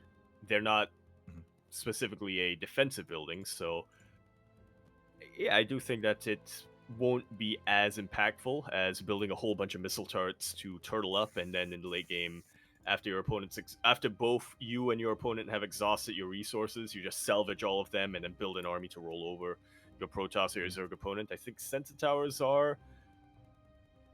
You don't need to be building too many of them. Like, they hit a point of diminishing returns, so I can't imagine dumping resources into sensor towers and then salvaging them in the late game are going to be particularly helpful. So yeah, what I'm trying to get at, I'm fine with keeping sensor tower salvage. Yeah, for sure. When it comes to the blue flame, so there were two changes made. There's the blue flame change has been reverted, and the spine crawler change has been reverted as well. It's kind of it's an interesting one here. So I get the idea behind the spine change. I think if you remember, so winding it back a little bit, the spine crawler was adjusted to actually, I believe, it was morphing in faster. I believe they made it so it could morph in faster, so reactively against something like an all in, against something like a Hellbat push, then Zerg players can be able to do that. This was also because the queen has been increased in cost. So the idea is there are less queens, but now Zerg players that can reactively throw down spine crawlers to survive something like a Hellbat all in, right? That was the idea. Also, the base damage of the spine crawler was increased from 25 plus 5 versus armor to just 30. So the damage was increased and the build time was decreased for the spine crawler. They have since gotten rid of that, which is interesting. I don't know if that's a good thing or a bad thing yet because we just haven't seen as many all-ins. So, Exactly. so I don't know if that was an issue or not. Exactly. I was going to say we haven't seen that many all-ins, so we don't really know if that's an issue. I think some of the feedback that they were getting was that in normal build orders, the queen changes don't really affect too much. Like, Zerg players were still making the same amount of queens. They weren't building fewer queens or anything like that, and they were still kind of hitting their checkpoints in roughly the same time. But like you said, we haven't seen a lot of all-ins in the PTR yet, so, and that is the one scenario where I think it will really feel more restrictive if you're a Zerg player, because you're like, I need more defensive units, but I need to wait need to wait a couple of extra seconds before I can build another queen, and if that starts adding up, then that can be an issue when you're facing an all-in. But like I said, we'll see. We'll see if there hasn't been enough testing on all-in scenarios yet, so we'll see. Yeah, which is also why I feel like it's weird to revert the changes, right? Like for both Blue Flame and for Spine Crawlers, because if you see their rationale for getting rid of the Blue Flame change, for those that are curious, Blue Flame, they increase the damage, so now it can two-shot workers. So you'd only need like 2 Hellions to one-shot a mineral line. That was the initial change to make Hellion harassment a lot stronger. Likewise, do more just damage in general against light-based units. But again, like their rationale here is that they were afraid that it would just force like roach openers to be too prevalent. Yeah. I don't know. I'm trying to think back to the change. I believe or at least the speculation at the time was that Blue Flame won't necessarily change too much in the early game of TVZ, but it will, because Blue Flame Hellions, even with the changes reverted, will still two-shot drones. It's only SCVs that Yeah. require a little bit more. But I guess maybe they were thinking a bit more about potentially the mid game with these changes, because like you were saying, they're going to be doing more damage to light units in general. So maybe that incentivizes Terran players to go mech a few more times, or even if they're not going mech, to just build Hellions to harass, and potentially Zerg players reacting to that say, okay, it's no longer worth it just to go Ling Bane because I need to be safe in the early to mid game, so I'm just going to go with roaches. So I can understand that, but also I'm not sure if there's too many cases of that happening based on what I've been able to watch. Exactly. Like we were speaking about it earlier when it came to the reverted changes to the Broodlord, Tempest, and Liberator, and how like it's. I mean, it was a little bit different there because it feels like there were some core changes there which the idea was still a good thing. To revert these changes as well, it feels weird just because it feels like, again, they're responding to feedback that they've gotten based on just a low data set of games that we've had. Whereas I feel like we still need more time here to figure out like what we want and what we don't want, sort of thing. So yeah, I think that was the as these are the final changes. I think that was the biggest criticism for this PTR balance change, is that it feels like they got rid of these ideas before they could fully be like fleshed out, sort of thing. Yeah, I mean, these were some pretty ambitious changes that they were coming out with. So yeah, I feel like they should have probably expected a little bit of a backlash at the start, but also to just press on with more testing. Not press on to go live, but press on with more testing before going live and making a decision. For sure. Especially because like I feel like that final statement as well feels a little bit out of touch. I'm referring to the developer comments where they're saying how they're a little bit afraid that Zerg build orders variety are going to be reduced to roach-based openers. I mean, if they've been watching StarCraft recently, that's all that Cyril does. Even without these changes, does. That's all that Dark does. That's like Solar roach-based openers. time. Yeah, like it's already very common to begin with, so it's like it's too late. Like that's already happening. Like, what are you talking about?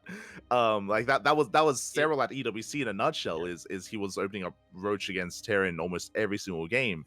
If not every single game actually. So like I don't know. Yeah. But yeah, regardless, those are the PTR changes here. They are already live on the PTR as well. No, I was just gonna say, it feels like some of these reversions were, like you said, kind of knee-jerk to some of the initial feedback before all the testing. And I gotta say, some of that feedback, if you want to call it that, some of that backlash, it felt like it was given by people who don't actually watch that much and are just speculating what could happen. Yeah, for sure. Some of the reactions that were being provided weren't necessarily, it didn't feel like they were based in fact. I think a good example of that is the reaction to the removal of shield battery overcharge. I think everyone, I mean ourselves included, but we also did caveat it saying that we need to like test this, is how powerful Terran based all-ins are going to be. I will admit I was pretty terrified when I saw that. I was like, is Protoss just dead every single time now? But then I watched Starstem test out some of the changes, so I was like, okay, this has some potential. Yeah, and if you just like watch the online tournaments as well, like Protoss players aren't dying to these all-ins. Like that just isn't happening. So yeah, I understand where there can be concern, but also I feel like that concern needs to be validated first before coming forward with reverting changes. And I think maybe for some of this that wasn't necessarily done, or if they did want to try to take a different approach to a change, that's what they should have done, right? Especially when it came to the Liberator, for example. I think we spoke about it. I think that's probably the biggest one, is that the benefits of the change to the Liberator were in other ways, and still it's something that we should have worked towards in a different way. Jake in my head. But overall, it is a little disappointing to see some capitulation on some of these changes, but overall I'm glad that they are pressing forward with the shield battery removal and switching with energy overcharge. I'm glad that Yeah, that's the biggest one, I think. I'm super glad that they're reverting to cyclones, although that's more of a personal thing than a health of the game thing for me. Mm-hmm. Mm-hmm. Yeah, coming out of this, I think the biggest things for me to look out for is changes to the ghost, right? Like we spoke about it, but the ghost I feel like still needs to be addressed in some way. There's still Terran players talking about Ravens and TVT as well, but we'll see. I think what I do appreciate from this PTR update is that it is an update, and the idea is that there might be another update in the future. So that is still a possibility. It's still showing us, of course, as well that they're willing to adjust. It isn't just that they've announced the PTR and they're not going to change anything and they're just going to push it through. Like, no, clearly they are willing to change things. I was wondering where you were going with that when you were like, "Oh yeah, the best thing about this PTR update is that it's an update," and I'm like, "Where are you going with this?" And it's like, I get what you mean now. I get what you mean now that they aren't just.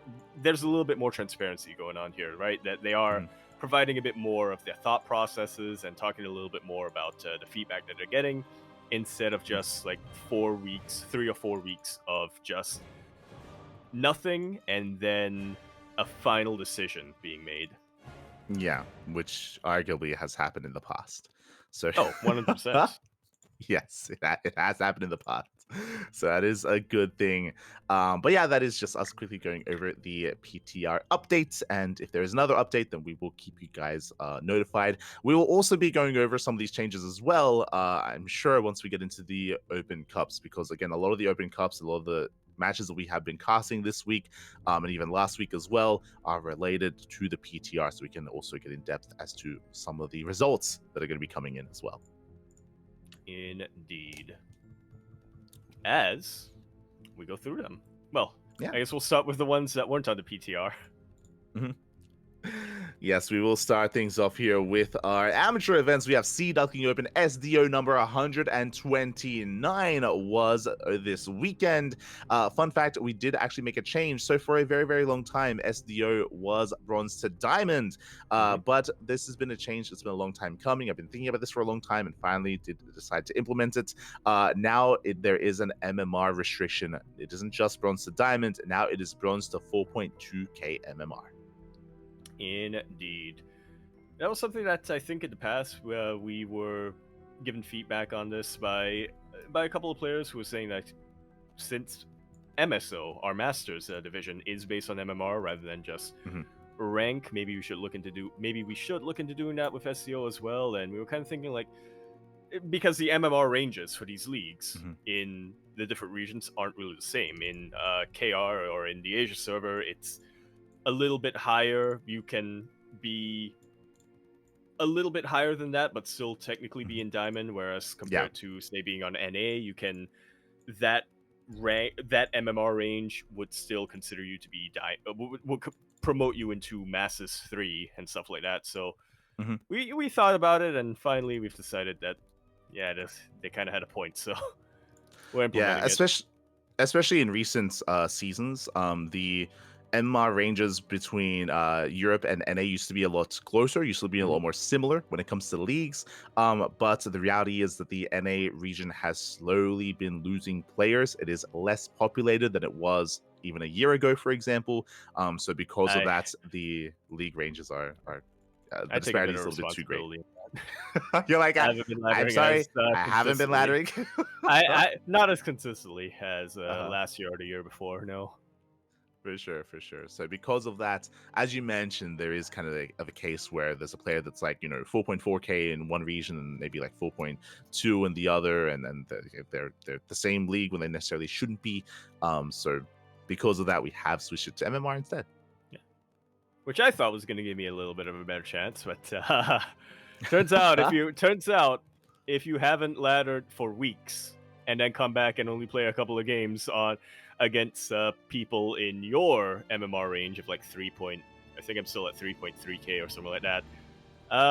That's not necessarily a good indication that you're going to be able to beat people who are at 4k. It's all good. But congratulations to Captain Fish, because Captain Fish, he has been a long-time competitor in our tournaments, and he has actually never won a Duckling Open. He's played in a lot. He's played in so many of these SDOs, and this is his first time winning. That was surprising to me when we got to right at the end there, and Kuro announced that, yeah, this is Captain Fish's first championship. I was like, no, that can't be right. And I went back through the other Wikipedia brackets. So I was like, oh shit, it is. He did He did make it to the finals a couple of times, but hasn't quite been able to clutch it out. This time, though, dominant showing. Didn't drop a single map. Oh yeah, he also only played against Protoss. Yeah, I mean that definitely helped.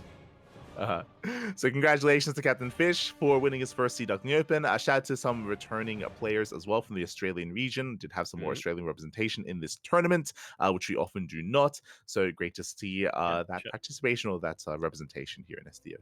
Yeah, shout out to Rise, who is kind of mentoring or fostering a new breed of amateur players over in Australia. So yeah, he's like the mother bear.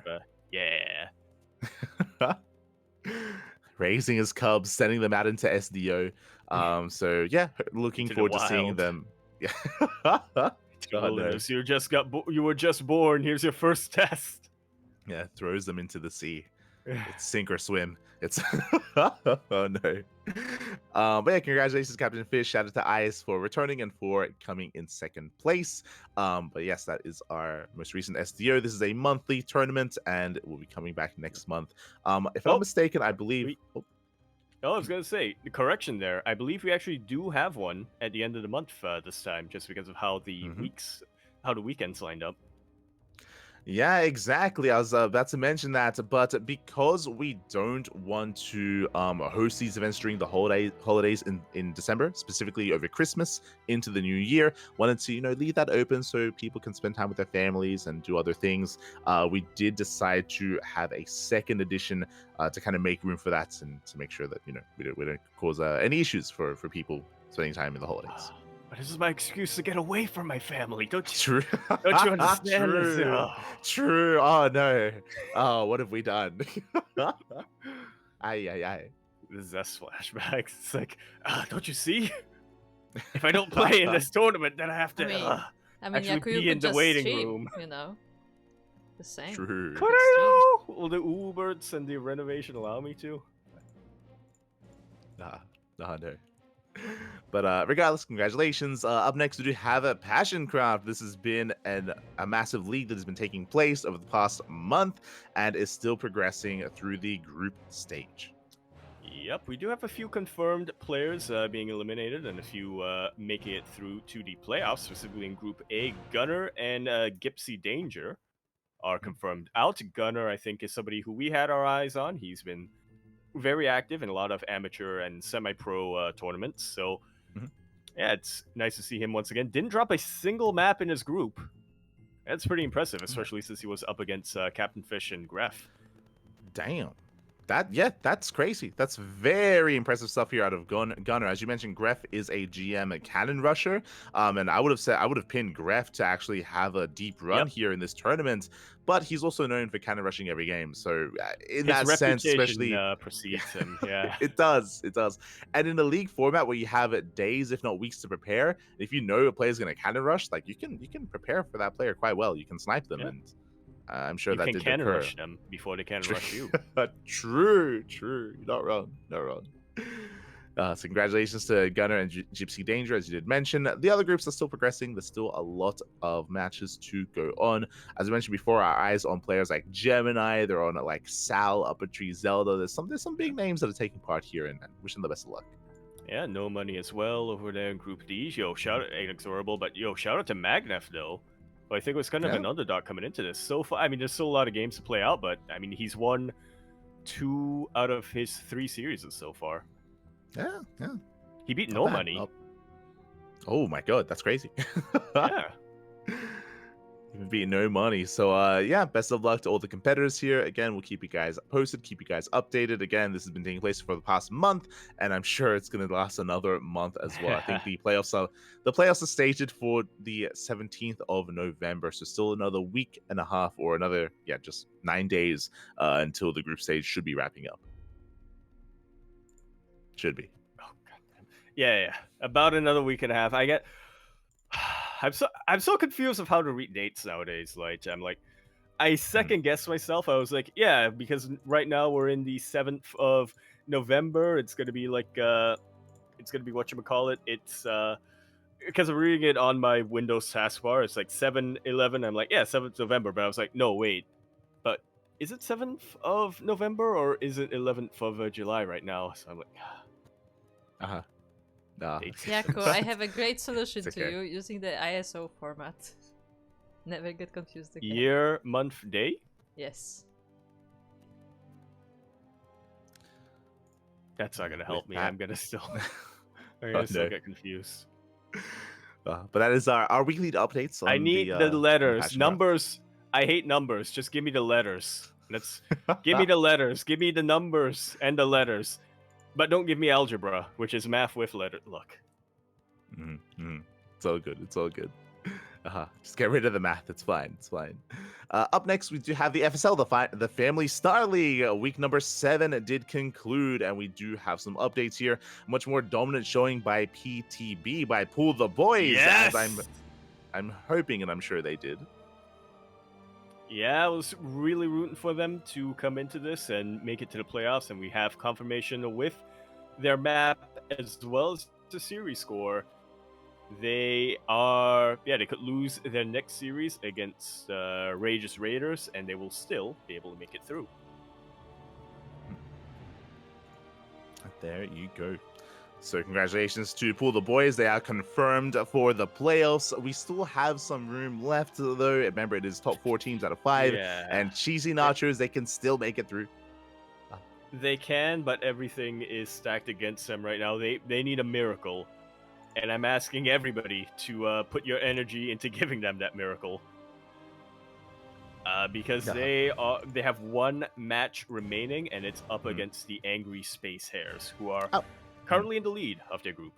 I want to believe that they can pull it off, but we'll see. We'll see. That's still going to be in another 2 weeks' time. Next week is going to be, well, I should say next week. In a couple of days, we're going to be having the Infinite Cyclists against the Rage Raiders. They're both in the center of the group, and depending on who wins this, that may even determine which one of them will actually make it out. Yeah. The math is around there. You don't have to get into it, it's fine. I got my there is math calculator out involved. and everything. It's fine. There is math involved. Don't worry about it. But yeah, best of luck to the rest of the competitors in the FSL. And now we can embrace some of our more regional tournaments. Indeed, we can. Sunrise Cup, number 183, going to be coming up here. Nanami coming in and beating Wintermelon, if I remember my Mandarin correctly. Mm-hmm. Yeah, I mean, Nanami takes down the... Hold on. You say Wintermelon. Wait. Because we did promise to remember some of these names. Did promise. I never made a promise, dude. This was the deer. That's it. This is... I remember deer. this. But last time you said melon, I looked it up. It's like, it's apparently it's a deer, mate. What's going on? Yeah, deer, melon, Wintermelon, you know. They're pretty similar, true. Yeah, they sound the same. But Nanami does come out on top. A fun fact, this Zerg player here was actually last week's champion. So yeah, did kind of... Yeah, the deer, yeah. Right. The winter deer, right. if you will. The winter deer, right. Was the reigning champion and did make it to the finals once again, but this time Nanami was able to come out on top. Again, Nanami is one of the more named, known players that we do recognize, so at this time there was no crazy upset. Not this time. And Nanami is somebody who's very active in the Chinese scene. I will say that, yeah, looking at some of the notable signups, I would have expected HHH and Oriana to maybe make a bit of a deeper run, but yeah, I did get taken out a little bit earlier. Yeah, exactly. And it is always exciting to see some of these more amateur names, or I should say these fresher faces, outperforming some of the more well-known veterans of the region and of the scene. So it is always exciting. And again, for this Zerg player here to make it to the finals 2 weeks in a row, I mean, again, keep an eye on them. We'll see if they do end up being more active, especially when the next season of EBT comes around. Yeah, keep our eyes out on that. Definitely. As up next, we did have the Leo League Cup at number 28. Actually, a show match. Once again, a show match edition. It was a TBT between Björn and Oliveira. Indeed, between Björn and Chinese Björn, if you want to put it that way. Two very aggressive Terran players who are very well known for their impeccable unit control. This one was played on the PTR with the new maps, and it was like very, very close. 4-3 in the end, going Oliveira's favor. Yeah, very, very intense Terran versus Terran there. Great to see that it went all the way to the ace match. Fun fact, because there were only 6 new maps in the PTR, they actually played Whispers of Gold twice. And the first time Björn won, second time, at the very end, Oliveira won. Yeah, they started and they ended with Whispers of Gold, but with a very different outcome. It's poetic. Yeah. I like it. Yeah, it's beautiful, beautiful. It goes full circle in the end. But congratulations, Oliveira, big win. I mean, again, we have been praising Oliveira's TBT for a long time, especially, I mean, I still do remember his performance at EWC. Oliveira actually did defeat Björn then in Esports World Cup as well, in the group stage, if you remember, in those Terran versus Terran. So he has some killer TBT, clearly. And it is cool to see that translated here to the PTR. What I will say is that based off of the PTR changes, TBT hasn't changed too much. A lot of the changes do come into form when it comes to the maps. It's a mirror matchup, so yeah. True. I also have to praise Luli this time. The graphic, I can't find. Yeah, I have to really scrutinize. You really have to really scrutinize, and you have to really squint and look for something wrong here to criticize. It's looking fine. Yeah, I don't have to squint at all, mate. I mean, you can clearly see that there's like so. True. Oh my god. But Oliveira, you can see that how they cropped him, and he's still got like these white patches from the original background around his hair. That's what you noticed? I thought you were gonna go with Björn's arm. It looks like they cut off half his arm. Or his bicep. Oh no, it's fine. It's fine. It does look a little bit odd, not gonna lie. True. But look, we've seen worse, right? We've seen worse. Yeah, this is a vast improvement, I would say. Well, it's a vast technical improvement. Artistically, I still prefer the hero that had his patch crossed out and then patched out in MS Paint, and then having the WBG over the, I think it was Dragon Kaizi logo, or not Dragon Kaizi, but Dragon Phoenix Gaming logo. Artistically, that one was the best. That one was the best graphic, but on a technical level, this one's better. For sure. But congratulations to Oliveira for getting the win over Björn. Very, very big win. And we'll be getting into more of Björn's results in the upcoming tournaments. As we always mention, Björn is the most active Korean Terran player in the Open Cup, so we'll be seeing more of his results. Indeed, we shall. Just wanted to say, he's Oliveira specifically. He's been on a bit of a win streak in these show matches, I believe. I think this is his third or fourth in a row.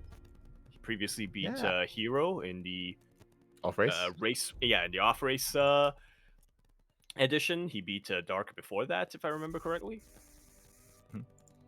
Yeah, pretty good showing here from Oliveira. Let's see him keep this up.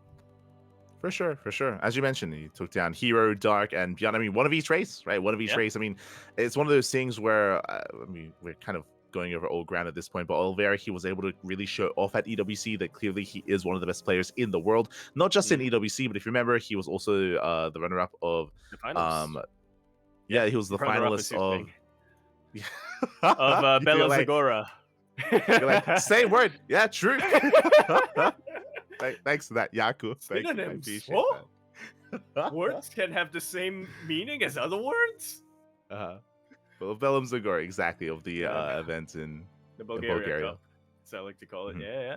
It was even announced in the announcement tweet. He was being invited back for the next edition because he's the runner-up. So we expect more and more things here from Oliveira. He has been playing and competing very well. Up next, we have the Chicken King Team League 2024 Fall Edition, and we are still in the group stage. We're still in the regular season, but we are nearing the end of that group stage. Indeed, we are. There's only 1 week remaining, and somewhat surprisingly, I mean, we were talking about this just last week. We expected to at least have a sense of, maybe at least one team that's eliminated or one team that's going to be moving forward to the finals. hasn't come to pass yet. It is still up in the air. It's still to be decided who is going forward and who is going to be eliminated. We can make a few guesses, some very, very likely teams that are going to make it through to the playoffs, Little Fairy and Starlight Twinkle in particular, but yeah, it's still, if everything happens perfectly, if the stars align, it can still be eliminated.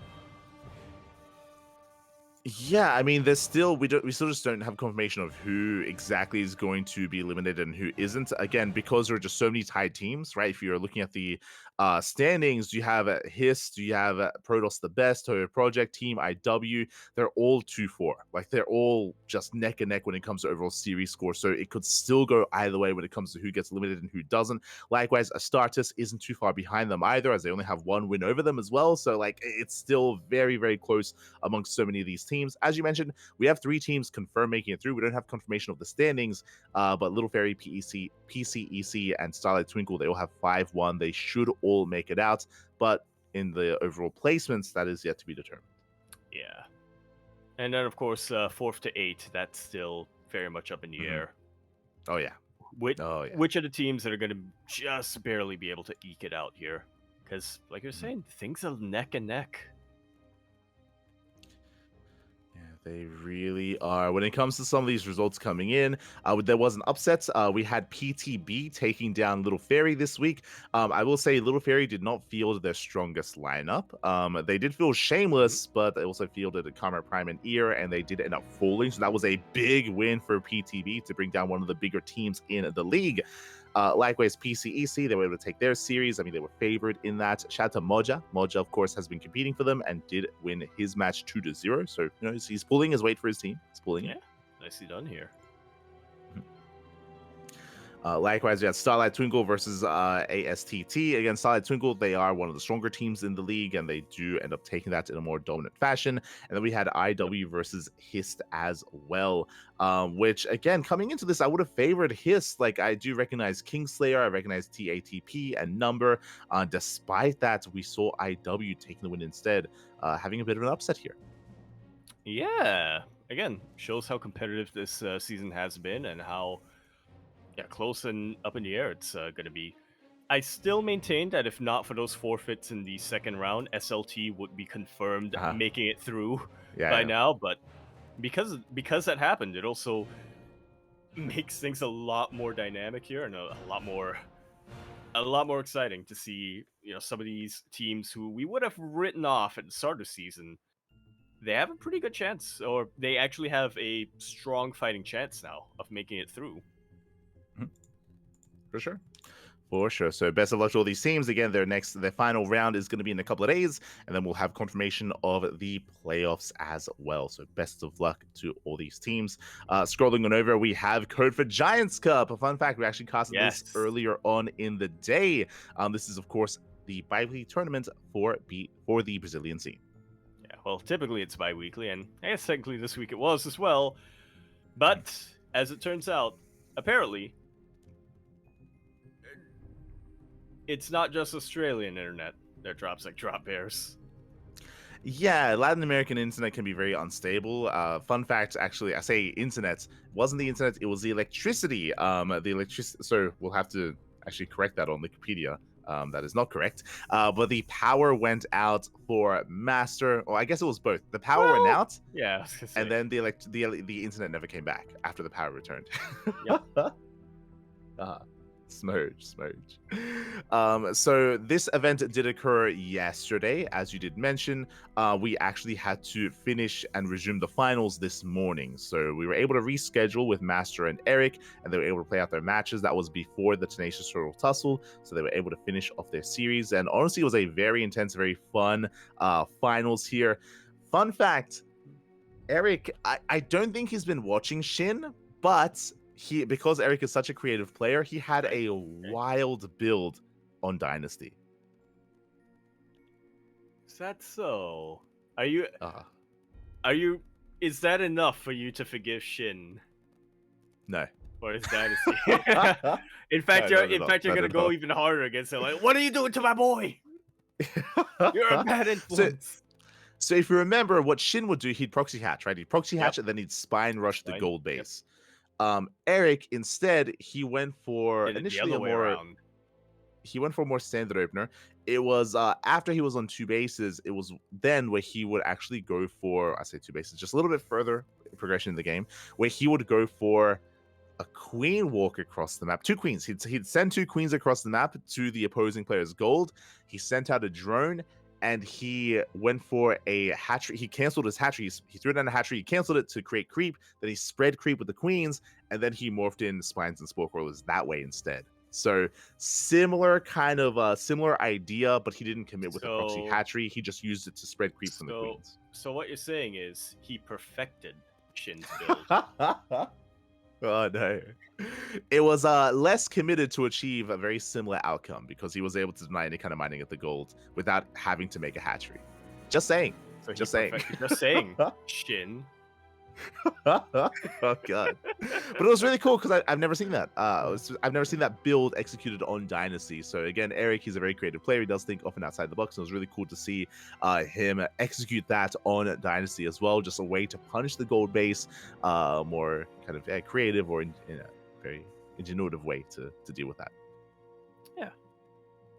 Always nice to see. Oh yeah.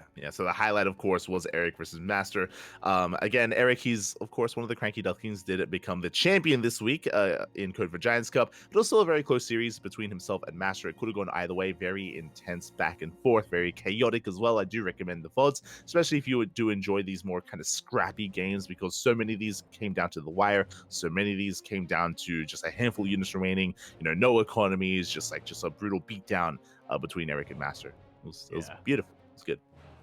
Yeah, definitely.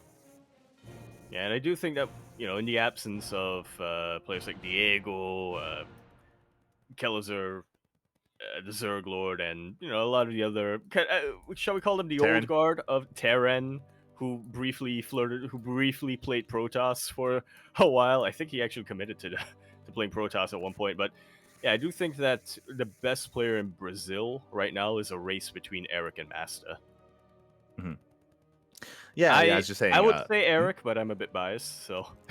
A little bit biased, a little bit. It's all good. I mean, as you're saying, like Diego Kelazar, he just hasn't really been too active in recent times, and he often doesn't play in.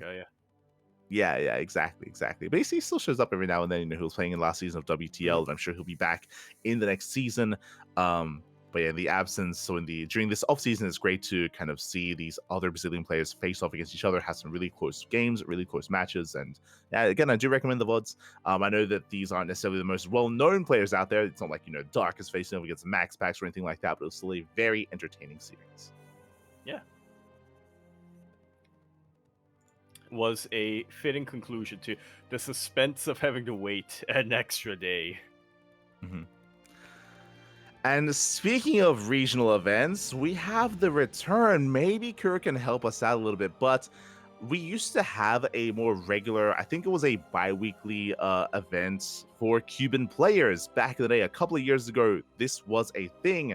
Then it did die out. They stopped running it. I would imagine just because, lack of support, lack of players, did slowly die out over time. But now they're back. Not quite made by the same organizers, but we have another Cuban-only tournament. Yeah, a little bit of a spiritual successor. But I say spiritual successor, but it's like, I think they're using the same name, so. Different name. But it is going to be the Supply Block Cup #1, and this is a player that we are very familiar with. He used to actually compete in SDOs and MSOs back in the day. In Malaysians, is the champion. Indeed, didn't drop a single map coming into this, so was previously at one point also a, like you were saying, SEO champion, so I'm not saying there's a correlation there, but there definitely is one. Mm-hmm. There you go.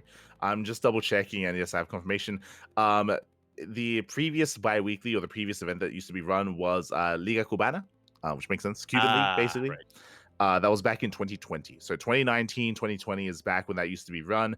It was also sponsored by Break the Wall Esports. Those are the people behind Copa Hyperion. So if you're familiar with Copa Hyperion, which we used to cast, they also used to help fund Liga Cubana as well. And Immolations was a very prevalent force back in the day in that tournament series as well. We did often win many of them, and I think he was at a time, even now, I would say, the strongest player in all of Cuba.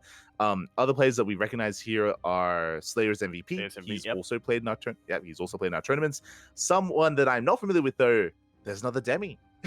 Yeah, true. You know what that means. But it's Protoss Demi though, so. All right, I do know what that means. It means that we're scheduling the showdown. We have to. We have to. We have to schedule that show match. But yeah, it is really cool to see that again we have another Cuban tournament. Just as a reminder, again, like this used to be a lot more common thing back in the day. Then it died out over time. So it's great to see its return and good to see that there's some good kind of sign up and participation. Yeah. We'll see if it continues and we'll see if it's able to revitalize the Cuban scene. Yeah, I'm gonna be honest, I did not remember Liga Cubana at all, so I was kind of surprised looking at the sign up rate here. I mean, it was still ended up being a double bracket format, but yeah, I'm surprised that for a tournament that is restricted to only Cuban citizens, we still had a round of 8 at the very least. Yeah, and hopefully they're able to kind of bring everyone back once again. It's kind of similar to Code for Giants Cup, where Code for Giants, like Brazilian tournaments used to be a very prevalent thing. Then they died out, and specifically this year, Cosmos did start the initiative of hosting them again, and it's been getting a lot of traction. It's been getting a lot of attention by the Brazilian community, and it looks like the goal here is to do something similar with the Supply Block Cup. Yeah, we're getting a bit of a renaissance here of Latin American. Yeah, Latino America. Beautiful. Maybe if we could bring back Sacramento. Ah, true. That's peak Latin American StarCraft, Papi. Sacramento Latino. Shaking my head. But maybe. Fingers crossed. With that, we do have the Basilisk Big Brain Bouts number 74. And do we have another theme? We do. I think I remember they announced a theme. Going into this, I'm trying to remember what it was. There is a theme. I'm trying to just remember what it is. Okay. Fair enough. Now I have to look it up. I remember the tweet. Unless I'm thinking of the previous Big Brain Bounce. You can look into it. There was. I mean, there typically is a theme. What I will say is looking at this Basilisk Big Brain Bout, the theme might just be the PTR, because these matches were played on the PTR and on the new map pool. I believe the previous edition was not, so that might be the theme for this week.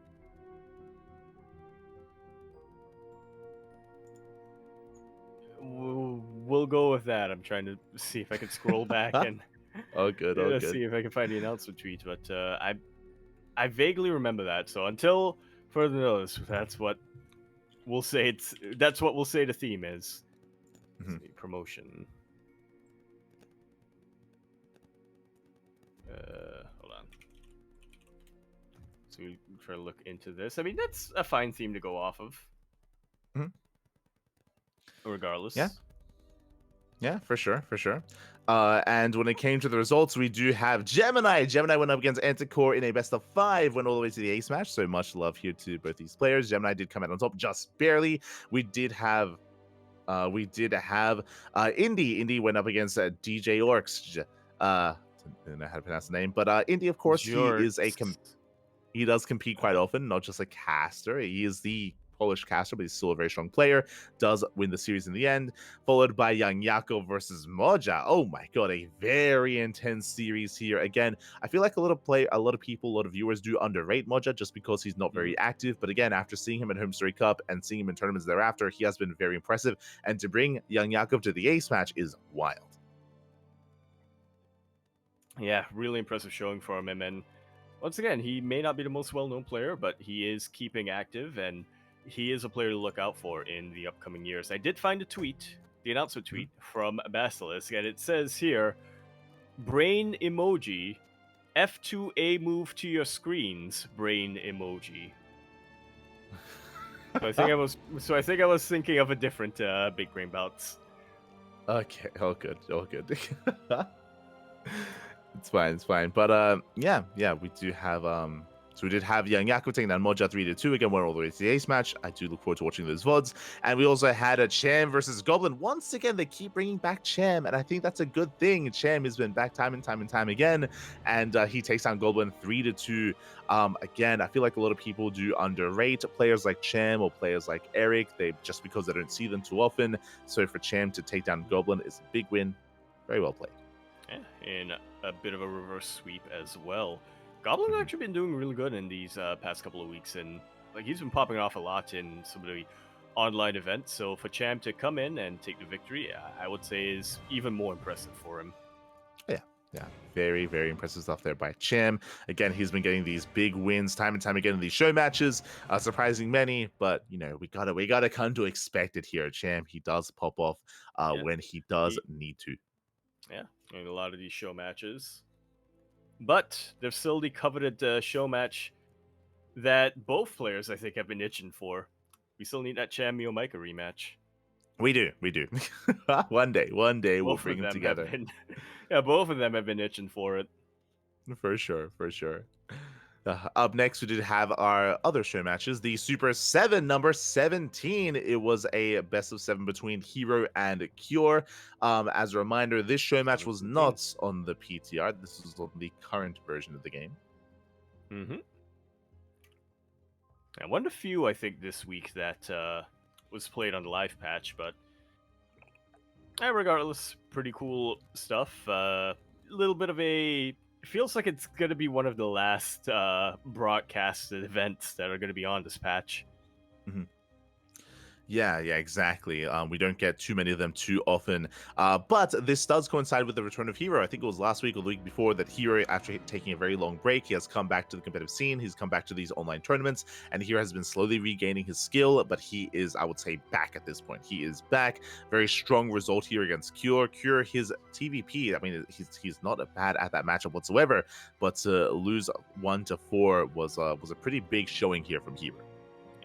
Did you manage to catch much of the VOD? Because I wasn't able to. I mean, like you were saying, I think that historically, anyway, Cure, he does have good TVP. He does have good. I would say he does have good positional awareness and good control and things like that. The problem is, for some reason, TVP Cure just doesn't have that killer instinct, and he also has a proclivity to kind of do builds that are pretty predictable and can be pretty easily countered. I mean, I will always remember Cure's insistence of going 3 racks in TVP back in the day, but he doesn't do that anymore. He is a lot more varied in the TVP matchup nowadays, but even still, it's like kind of questionable at times. At least when we have full information of the match. Yeah. He has a tendency to just kind of make decisions that are kind of questionable. Mm-hmm. I mean, to be fair, a big factor as well is going to be Hero, just because we have seen him. I wasn't able to watch these VODs, but we have seen him against Clem, for example, and Hero, he's very aggressive. He's very active as well. His goal is to cause a little chaos and try to kind of pull the attention of the Terran player apart left and right and just overwhelm. So that definitely is his strength, and that is definitely something that it can be quite difficult to deal with in this matchup, or I should say, when it comes to players competing against Hero. So yeah, regardless, congratulations to Hero. He does take the 4-1. Up next, we have something a little bit different. We have the Bingus World number 22. Not too familiar with this show match series, but Hyper One, he is one to have these wild names for his tournaments, and this was a show match between Honmono and Cosmic. Yeah, it's kind of I believe the premise of this is that it's basically Honmono, who is the top player on Team Hyper One, going up against more amateur players and less established players, but specifically with Honmono having a handicap. 50% health is what it is here. Oh, okay. Fair enough. Was able to win it regardless. This was played on SC Evo, bear that in mind, in the StarCraft Evolution mod. This was not played in regular StarCraft 2, but this is a mod that Homeowner has been competing in it quite often. Of course, the SEL Championship is right around the corner as well, so this, I'm sure, was good practice for Homeowner going up against Cosmic. Yeah. Just anything you can do to get yourself more familiar with the maps that you're going to be playing on, as well as the mod itself. Mhm. I like the name. I like the names of some of these maps. Wasabi's Rainbow Reef. Wild maps, man. Wild maps. Crazy. Interesting names. Yeah. I hope the map layout is as crazy as that name sounds. I hope so as well. Up next, we did have another show match series at Bingus World number 23, which showcased 4 Korean Protoss players. So purely PvP. Interesting. Curious as to but also what the SC2 Evo, or SE Evo. Yep, also on SEVO. We can see here in the description of the Wikipedia that this was proposed specifically to test PvP, just because we don't get too much of it, I would imagine. So, yeah, interesting that they really did want to just hammer down and hyper fixate on PvP and just get as much information as possible. Ateshi has been impressing me quite a bit. We have been casting a lot of SEL, of StarCraft Evolution, and Ateshi is an unknown player in StarCraft 2, but in StarCraft Evolution, he has been looking quite good, and he has actually taken down some big names. I remember he actually took down Luna Sea previously, and to go to the Ace match against Rebellion, I mean, it's quite impressive considering that he's not well known, in StarCraft 2. Yeah, I remember that now. When we went over that result 2 weeks ago, I believe it was. But yeah, really cool to see, and I think it really does indicate once again that SC Evo very different from SC2.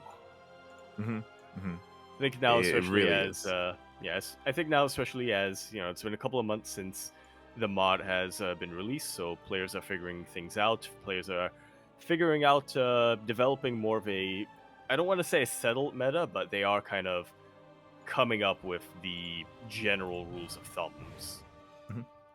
Yeah, well, I mean, the current meta right now in PvP for Brood War versus SC2, for Brood War Protoss, it is Dragoon plus Reaver. It's a Dragoon Reaver against like Blinkstalker, Immortal, like Disruptor. That's kind of like the compositions that you see face off against each other. And it looks like that they're trying to tweak the Reaver in some way. It makes sense, especially because the StarCraft 2 race is a lot more mobile. It is a lot more mobile with Blinkstalkers and with the War Prism Micro as well, especially with War Prism range pickup. So it is a lot more maneuverable, a lot more microable, and has had an advantage. So it looks like they're trying to address that. Yeah, you have Disruptors, which are like, fast Reavers. True.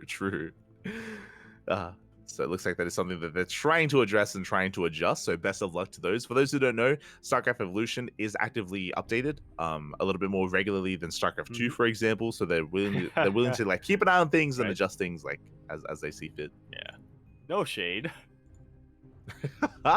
It's just reality. I mean, what do you mean? Yeah. We got like a patch a year. They like patch every couple of months. Yeah. So really cool that they brought that together. Also, a shout out to the STC, by the way, because the STC did actually commentate. We spoke about this, but he has been casting more and more StarCraft Evolution recently. Yeah, him and Top, otherwise known as Kiwion, both of them really, feels like something about SC Evo they've just really been interested in, and so they've been commentating on a lot of the bi-weeklies and a lot of other show matches as well. Oh yeah, and we'll be going into more of that later on after we cover the qualifier for SEL, which we did end up casting. Until then, we're going to be jumping into the OSC events of the week. We have the OSC Rising Star number 13 did slowly progress. If you remember, this event is slowly progressing over the next month, round after round after round. So we're going to be giving you some updates over time for this one. Yep. I was like, right when we finish the OSC mid-season playoffs, we have another bit of a longer bracket, a little bit more of a longer, slow progressing bracket to go over. Exactly. So when it comes to the updates, Art took down Nickrak 2-0. Again, Art has been looking very impressive as of late. I feel like we mention this all the time. Art is not the most active player, but whenever he shows up, right? Like whenever he shows up, he has some good performances and good results. That's a very nice win there for Art. Meanwhile, a player that we have said that we're going to try to keep our eye on, Scandicane, he took down Honmono 2-1. Very nicely done. Yeah, he was Scandy Kane. He first showed up, or at least first got up on our radar during Hero Marines Land, if I remember correctly. Mhm. And he had a really impressive showing, making a fairly deep run, and then we just kind of kept seeing his name pop up in the weeks afterwards. So we thought, yo, this is somebody who is a bit of an up-and-comer, somebody to keep our eyes on, and once again proving that he's got the skills. Taking out Hamono, as he pointed out. Taking out Baby Marine before that, and then now taking out Hamono. Yeah, take. What are we hearing? An up-and-coming German player that's actually taking down some big names here in the region or in the scene, like Baby Marine and Honmono from Germany? I wonder if there's like a German event that's like around the corner where you can maybe showcase him a little bit. Yeah. I can't think of any that are happening soon, so... Yeah, maybe another Gabeland or something. Yeah, I have to wait a couple of months before the next Gabeland when when the schedules clear up and when he's able to organize another one. Yeah, maybe. Shaking my head. Meanwhile, oh my god, we have some updates here. We have a Chance, aka Ordinary, going on a very deep run. He takes down Demi 2-1, went to the ace match, did go all the way to the ace match. I'm sure Demi did mutate it up against Ordinary. Ordinary 2-0 Shameless. That is a big win for Ordinary. Shameless is an up-and-comer in the European region, and I would have favored him 100% to have a deeper run, but for him to go down is very impressive. And Ordinary also takes down Eba 2-0 as well. Yep. Proving himself in both the PvP matchup as well as the PvZ matchup. He's got another PvP up against him, going up against Night Phoenix in the next round, but that's a lot of momentum that Chance has built up for himself. Chance also as Ordinary. As a possibility here. I think most of us looking at the bracket at the start thought Chance, yeah, he's somebody who it's 50-50, right? He'll probably make a... Well, I don't know what your definition of a deep run will be, but he'll probably make it through a couple of rounds, but whether or not he's going to progress further than that, it's a little bit more up in the air. He's in the upper semi-bracket. He's in the upper bracket semis now. So it's 2 matches away from the finals, and this is double elimination. Even if he gets taken down here for Night Phoenix, I would say that there's still... My expectations for him have now been raised, is what I'm going to say. Yeah, we mentioned this, I think it was like 2 months ago, but basically Ordinary, he retired. He retired as Chance. Like last year, or maybe like the start of I want to say last year, did retire, but did recently return. When in his return, did name change himself as well, because he doesn't really expect much from himself, which is why he did ID change to Ordinary. And he's also playing part-time. Like he's got I believe a full-time job. Like he's doing other things. Right. Like he's not focusing entirely on StarCraft 2 anymore. Despite that, he's been getting some big results. It was like 2 months ago where we casted him. I think it was in a KSL where he took down Trap. He took down Trap in a PvP, and we were shocked. We were like, "Oh my god, what's going on?" Like he had a really good showing. I think he went down to Beyond in the semifinals. But like he's been getting some surprising results, and I think at the time we were theorizing maybe it's like a mental thing, like because he doesn't expect much. Like there's less pressure, right? There's a lot. He did suffer from like a lot of anxiety, like when he was competing, and there was a lot of pressure on him to do well. So it does feel like Ordinary. Yeah, he's finding more success. So what you're saying is I should retract my statement when I say my expectations for him have now been higher. I should retract that to be like, yeah, I'm not expecting anything. Wink. And then he wins. Right? So really cool to see Ordinary progressing and doing well here in his return from from his retirement. Meanwhile, we had Iba take down Forjumi 2-0. We didn't quite catch those Yep. matches, but we spoke about the drama earlier, and Iba he does bring him down. Yeah. We spoke about how this was going to be the climactic end of the betrayal arc, if you want to call it that, and yeah, Iba, the bad guy, won. You know what I want to see now that Iba's knocked down to the lower bracket? I want to see a rematch in the lower bracket. Yeah. You want to see a see rematch, and you want Forjumi to be like, "Your rejection made me stronger." Oh no. I want to see a rematch here in those lower bracket finals. But we'll see. We'll see if they do face off once again. As a reminder, it's double elimination. No one has been eliminated yet. That also means that again, this tournament is going to last all month, and maybe even more than that. Like it's gonna take a while to work through everything. Yeah. So bear with us as we go through it. Bear with us as we go through it. Bear with the players. Bear with OSC as well. So it's formatted in such a way that it is supposed to allow for the players to take some time. As you were mentioning, some of our players here do have other commitments. They're not full-time pros. They have other commitments that they have to that they have to commit to. So this is a format that's allowed to give them a bit more flexibility when it comes to scheduling. Yeah, and very quickly when it comes to the results, I just want to praise Night Phoenix because Night Phoenix is a very inactive player nowadays. He used to be a lot more prevalent when it comes to online open cups, but nowadays he does play less frequently in them. So because of that, I have a really hard time kind of placing him skill-wise with everyone else just because he's less active. So for him to 2-0 Fiant is impressive. Like it's like, oh my god, like he takes down UAD Soldier, he takes down Fiant as well. Night Phoenix also having a really good run so far in OC Rising Cup. It's gonna come to a little bit of a hit here in the upper semis. Yeah, so best of luck to both Ordinary and Night Phoenix. Again, two players I didn't really expect to make it to the upper semifinals, and they can go even further than that. Yeah. Wish them all the best of luck in this slow moving bracket, but moving on to a bracket that wasn't slow moving at all. My god, looking at this looking at how the crown has changed hands so frequently. OSC King of the Hill this week was absolutely insane. We had GG Machine kick things off with a little bit of a streak, won the first 3 matches. But then after that, Iba won 2 matches in a row, but then after that, nobody stayed on. Demi beat Iba, and then the crown just kept changing hands. Yeah, it just kept changing here. A very chaotic OC King of the Hill this week. This was casted by Steadfast, not by us or not by Wardy. We were otherwise preoccupied covering other events, but Steadfast did step in. And yeah, just a very chaotic tournament here. Some big wins here for a lot of players, as you did mention.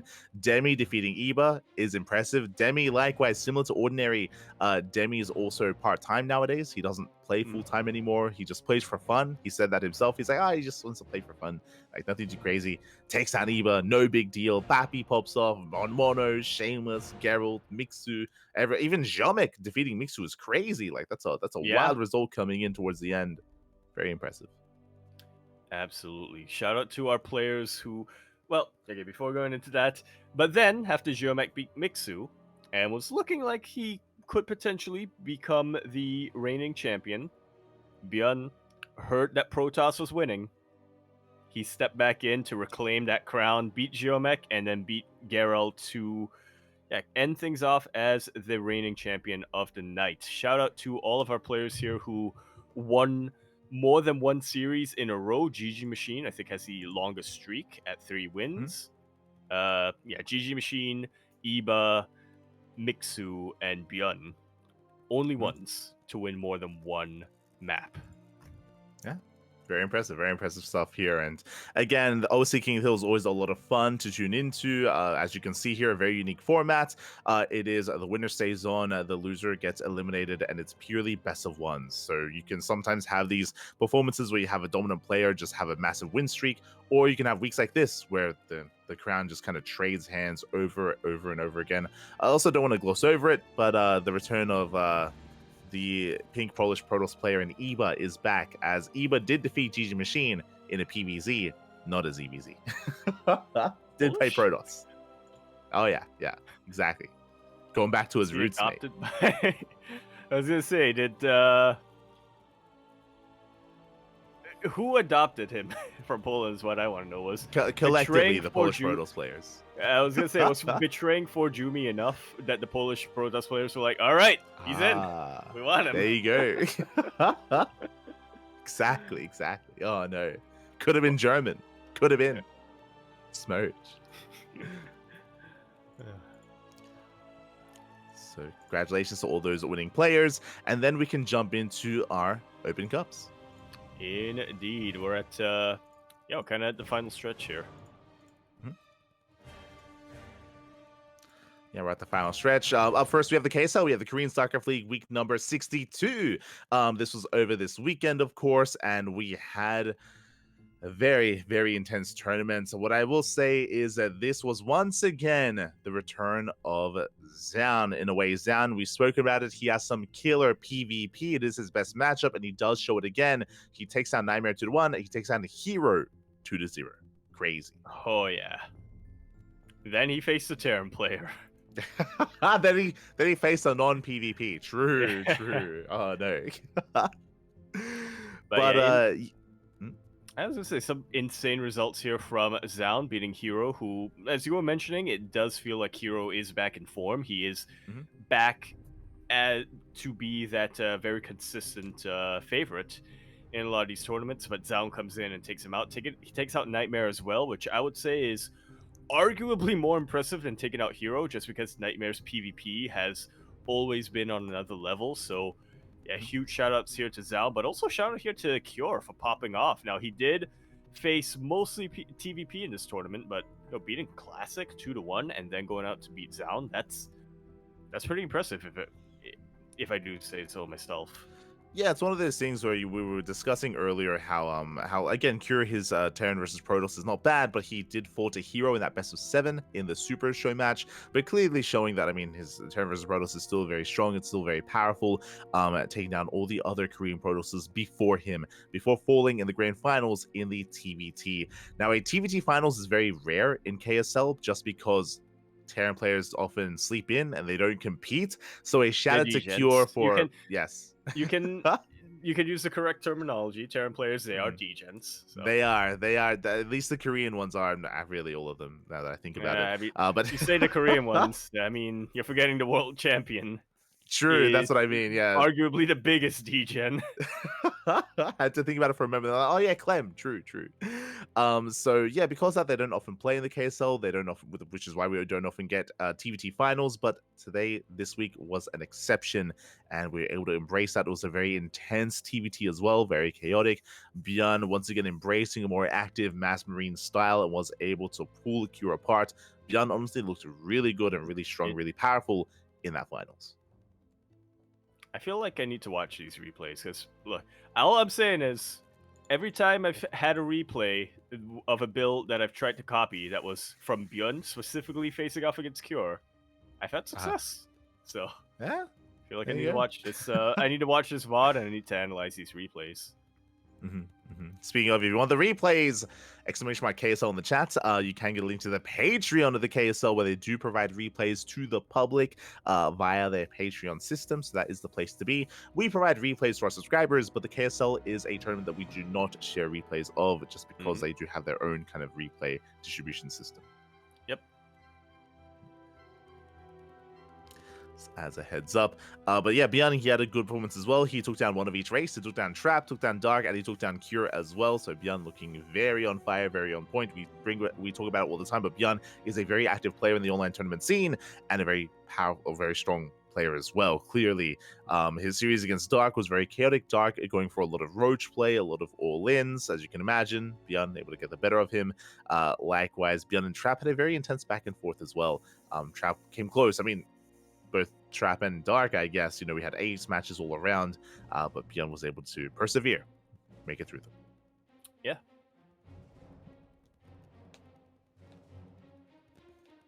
So, GG, well played. Up next, we do have the CSO Cup number 77. We do have a more European-centric tournament instead, where we were able to come together. Yes. But some crazy results, actually. Oh my god. Art, not Art, but the other Art, he popped off.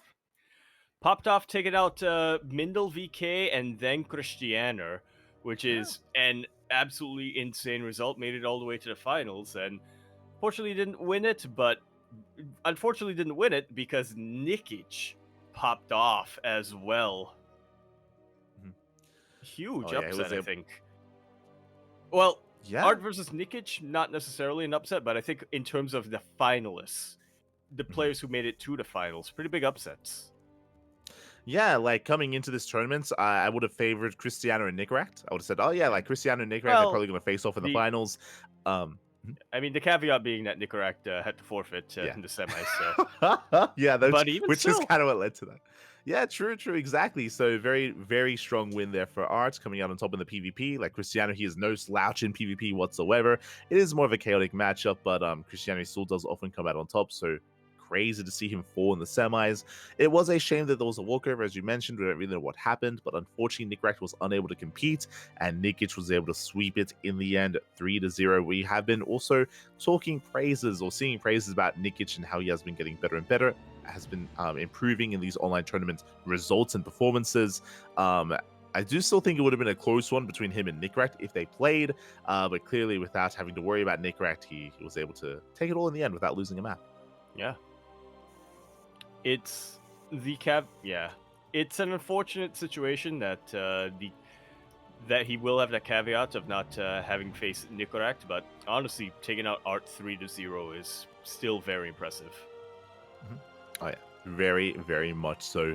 Up next, we have the Psycho Header monthly number 1. Oh, that's awesome. Okay. Saikora, he actually is, I believe, a subscriber of the channel. He does pop in from time to time. And fun fact, I felt a little bit bad because I woke up the morning after this and I saw a message on Discord, and Saikora, he had reached out and he was like, "Hey, I know it's short notice, but do you want to cast? Do you want to cast with me?" It's like, "Oh, I was asleep. I missed it entirely." Or the next month's one.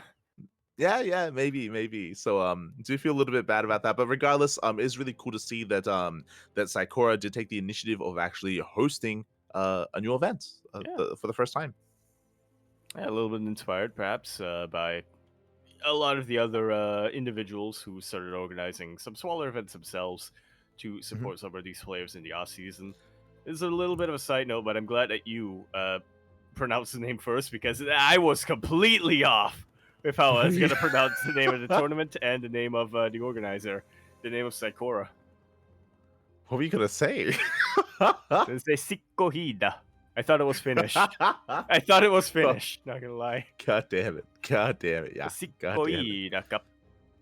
Sikora.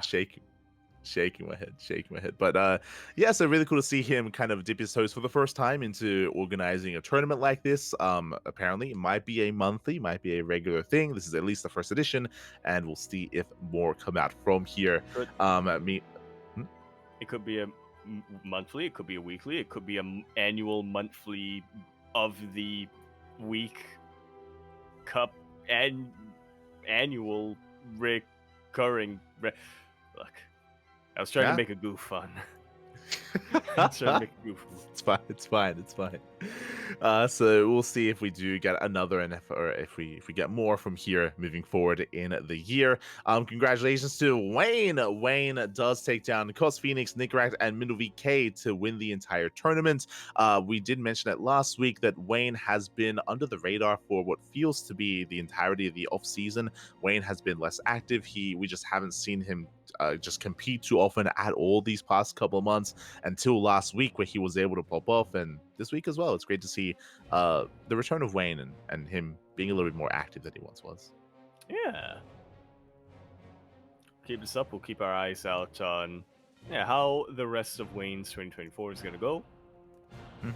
It looks like he is a little bit on the up and up once again. Yeah, it's great to see him return and as you mentioned, take down Nicorette and MiddleVK. I don't want to gloss over it. MiddleVK had a big win as well. We spoke about the upset PvP earlier between Art and Cristiano. Likewise, I also would say that this is an upset. MiddleVK takes down Shameless 2-1. Impressive, crazy. Yeah, MiddleVK, another one of those players who has been a little bit less active recently, whereas compared to Shameless, who we've been praising him a lot in these past couple of podcasts, just because he's been really popping off week after week after week. MiddleVK coming back in here and winning that PvP is, I think, something that we knew was a possibility, but weren't necessarily expecting just based on Shameless's performance in these past couple of weeks. Whereas MiddleVK was a little bit more of an unknown. It was a little bit harder to place MiddleVK. Especially because, if you remember, MiddleVK has been hosting tournaments. It's the Fire Grow Cup. He's been organizing the Fire Grow Cup quite consistently over the past couple of months as more of a as a monthly tournament. So yeah, he has been taking a step back from competing, and he's been more streaming, casting, and organizing events. But clearly showing here that he's still a strong player and can still take it to the best of them. Yeah. It's always nice to see. Yeah, so congratulations to Wayne and MiddleVK. Heading on over, we have the Sparkling Tuna Cup, the STC. This did take place on the PTR, on the public test realm, also on the new maps as well. The first of many events here on the PTR where we're able to showcase, the newer patch notes, the new patch, and the newer maps as well. Yeah. And so what have we gleaned from STC 71? Well, first things first, we had a wild result coming into this tournament. I was favoring, of course, as always, Cristiano to make a deep run. He went up against Homono, and he got cheesed the hell out. Homono, as you can imagine. I mean, it's the TVP matchup. Pull the boys multiple times, cheese, proxy. Not just that, what I will say is that there was also a game, I think it was the Ace match, where Homeowner went for a fake proxy Rax and Cristiano overreacted. Like he even said it afterwards. He's like, oh, I thought it was proxy like more marauding me. So like Cristiano, he had kind of like an overreaction, a rough response, and Homeowner taking advantage of that.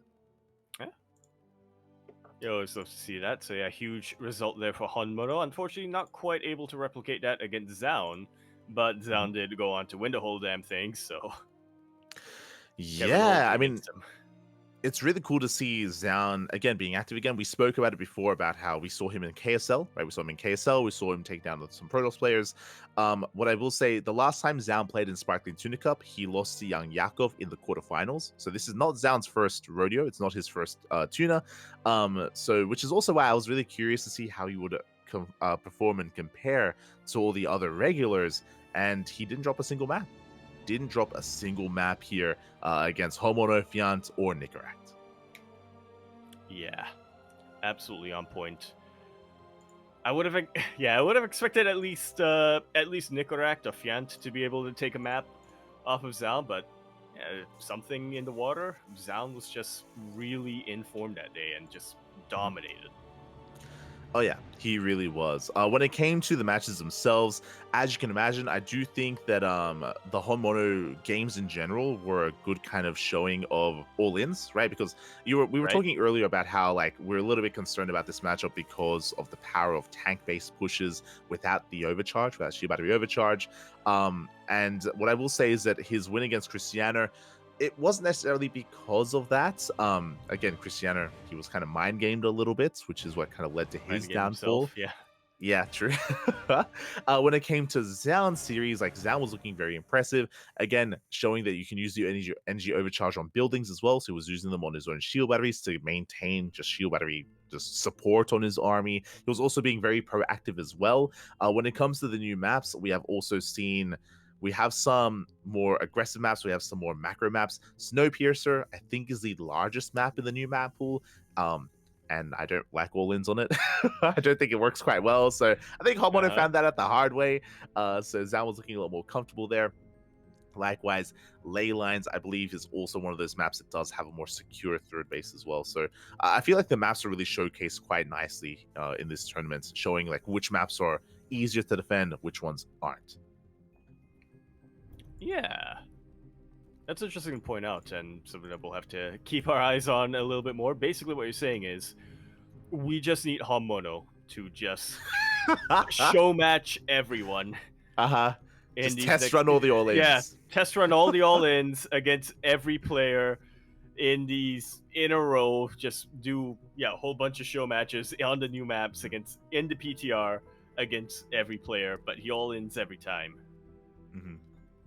There you go. There you go. Aye. But yeah, with that, we also had honestly, in my mind at least, like Demi versus Nicaract was actually really close, really intense. Honestly, Demi was playing really well. He was playing really well against Nicaract.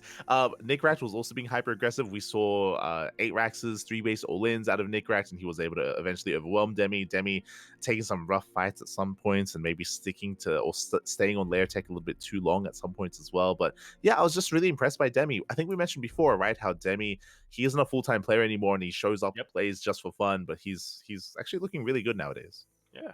It's because he's just playing for fun that he's able to bring out some of the more, able to play loose and bring out some of the more, do what he does best instead of having too much pressure on just trying to win. A bit up is what you're trying to say. I agree. Yep. He's willing, but he's willing. Yeah.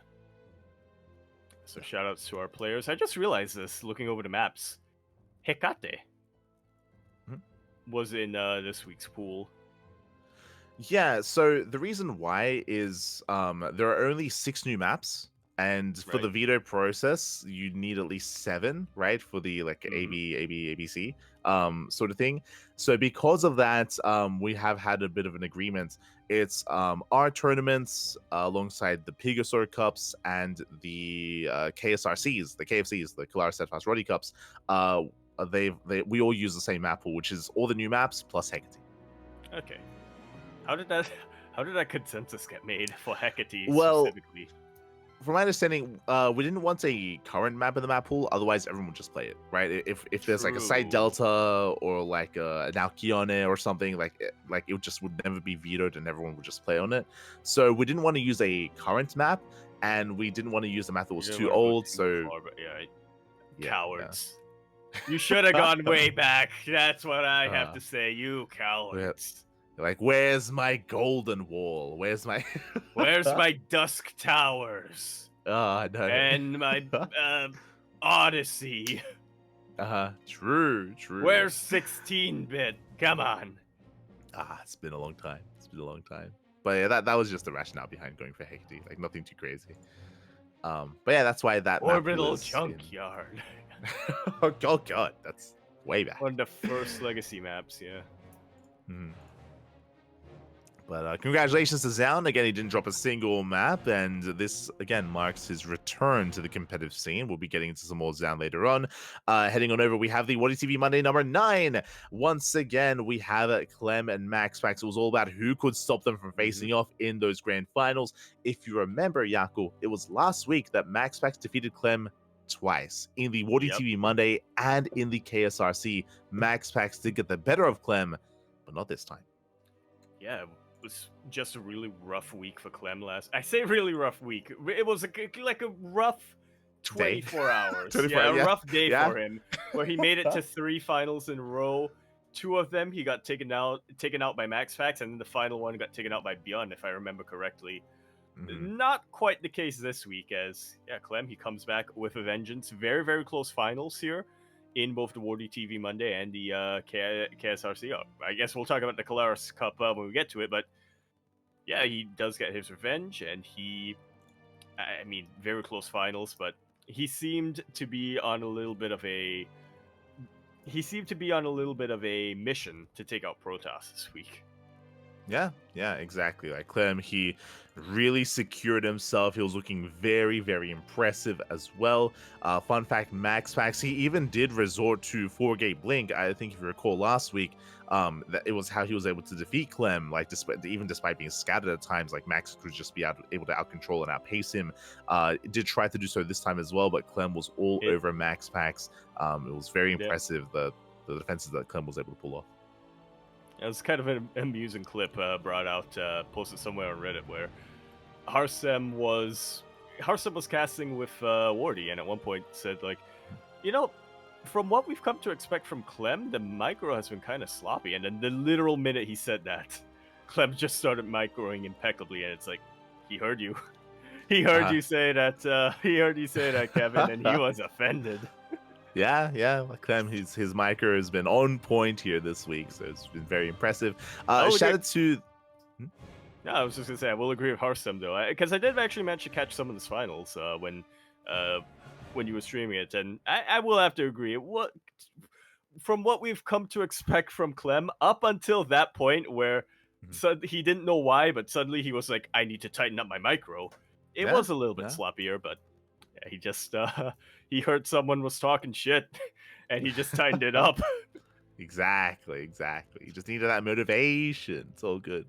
But a shout out to the other competitors, because both Solar and Hero did force their respective ace matches in the semifinals. It was actually really intense, the series between Hero and Clem. It was very chaotic, and as it usually is with Hero, he was trying to pull apart the attention of Clem. Very micro-based and very micro-attentive, as Hero usually is. Likewise, Solar versus Max also went to the finals, to the ace match as well. So yeah, clearly showing that again they can hold their own against Clem and Max. Yeah, it looks like the vacation is over for a lot of our players, so they're really coming back into form, and they are in these past couple of weeks. I would say that players like Sola specifically, I would say, has had a few disappointing results where he did end up going out 0-2, but again, vacation is over. He's on a new team now, and it's back on that grind, and things are looking a lot more competitive in these online weeklies. Yeah, Sola, he's got that new team buff, right? And yeah, doing quite well for himself. Again, didn't defeat Max, so being to the ace match is still a very, very notable result. Heading on over, we have the Kalara Steadfast Roddy Cup, where Clem once again takes down Max. Once again did go to the ace match. We should emphasize that as well. It's not like it's like a dominant result over Max, but it does win him does win against him 2 tournaments in a row. Yeah. The finals in a row. Very nice result here from Clem, and a complete reversal of last week's result. Oh yeah, exactly. So Clem, he gets his revenge, clearly showing that, hey, even if he has an off day, he has on days as well. So Clem is still the world champion, still the best player in the world as well. He does show that, does prove that. When it comes to this tournament, we also had some crazy results. I don't know if you noticed, but Raynor did off race against Eba, and he got punished for it. And Eba actually beat Raynor, which is very impressive. Oh yeah. He's like, I beat your brother, and now I'm looking to beat you. Exactly. So, I mean, and also give credit to Eba, because Raynor's Protoss is not bad. Like, Raynor, I mean, is... I don't want to bring it up too much, but we... Solar with it. Multiple times. No.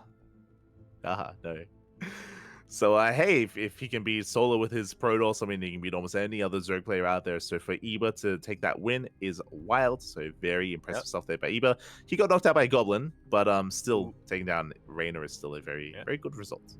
Very good result. And honestly, Goblin, he kind of popped off this week. Took out Mindel VK, took out Harstem, and then took out Eba as well. He only lost to Max Pax, who, let's face it, anyone was going to lose. Anyone not named Clem was going to lose to Max Pax in this tournament. So great results here from Goblin. Yeah, exactly. Very, very impressive stuff. Another big result. I think this is similar to last week, where Mana, he just popped off and he took down Estrella 2-1. Very, very crazy result here. Yeah, like we had something similar last week where, Mana comes out of nowhere and takes down a big name, takes down a more notable name. Like Mana has been playing Stormgate, he's been, taking a step back, he's been making content, he hasn't been competing as much. He's been So managing Team Liquid. yeah, he's been more of like taking more of a managerial role. So for him to defeat Estrella is wild. Like that is an upset. Huge upset here. Also, now that you brought my attention to this segment of the bracket, Trigger taking the map off of Clem. Very, very impressive results coming in here from our players, even though in the end, the finals was Clem versus MaxPax once again. Huge results. Yeah, 100%, right? We've been praising Trigger. We've been talking about how he's been spending time in Korea, how he's been getting better and better results. Trigger has been less active this week, is what I will say, even though he's playing in this tournament. If you remember, Trigger, he was not playing in the Wardy events or wasn't playing in the Tuna events either. He wasn't even playing Osu, as his tweet mentioned. He was like, True. yes, I ranked up in Osu by literally doing nothing. Yeah, so Trigger, he was a little bit less active here, but still forcing Clem to the ace match. So again, Trigger has been looking very impressive. I still want that show match between Trigger and Estrella. We'll get it eventually, I'm sure. But yeah, it's been really cool to see the rise of the NA players. And even though I say that, Estrella did fall to Mana here, but I feel like that says more about Mana than Estrella. Like Mana, he's looking good. Oh man, after the stream, I gotta bring up some ideas. A potential show match. I don't know if we're gonna have show matches here, but off stream, I'm gonna have to bring that up. Some ideas. Let's go. As we head on over to later on there in that day, or I guess the next morning, we have the Pigosaur Cup number 5. This was on the PTR, just like Sparkling Tuna Cup. It was also with the same map pool with Hecate alongside all the new maps as well. And here we had, for the first time in a long time, Solar playing in an NA Open. He did often compete in ESL Americas, but Solar has not been playing the Pigosaur Cups. In the Stego Monday Cup, Solar has been less active. But as you mentioned, maybe because he joined a new team, he's been reinvigorated. Yeah, he joined a new team. Vacation is over. He's realized that life without Protoss, it's temporary. But you know what? He needs to be the change that he wants in the world. So he needs to take out Protoss players, including the best Protoss player and I would say the best player, without a doubt, in the United States, in Australia. Oh, yeah. That was an intense series, by the way. So Solar versus Estrella, it was a 2-0 in favor of Solar. But Solar all-in'd both games. Solar, he was hyper aggressive. It was hyper aggressive against Estrella. He all-in'd 2 games in a row. And it was crazy because even though he all-in'd, Estrella, he made him work for it. I think Ultra Love was like a 15-minute, like, 2-base all-in.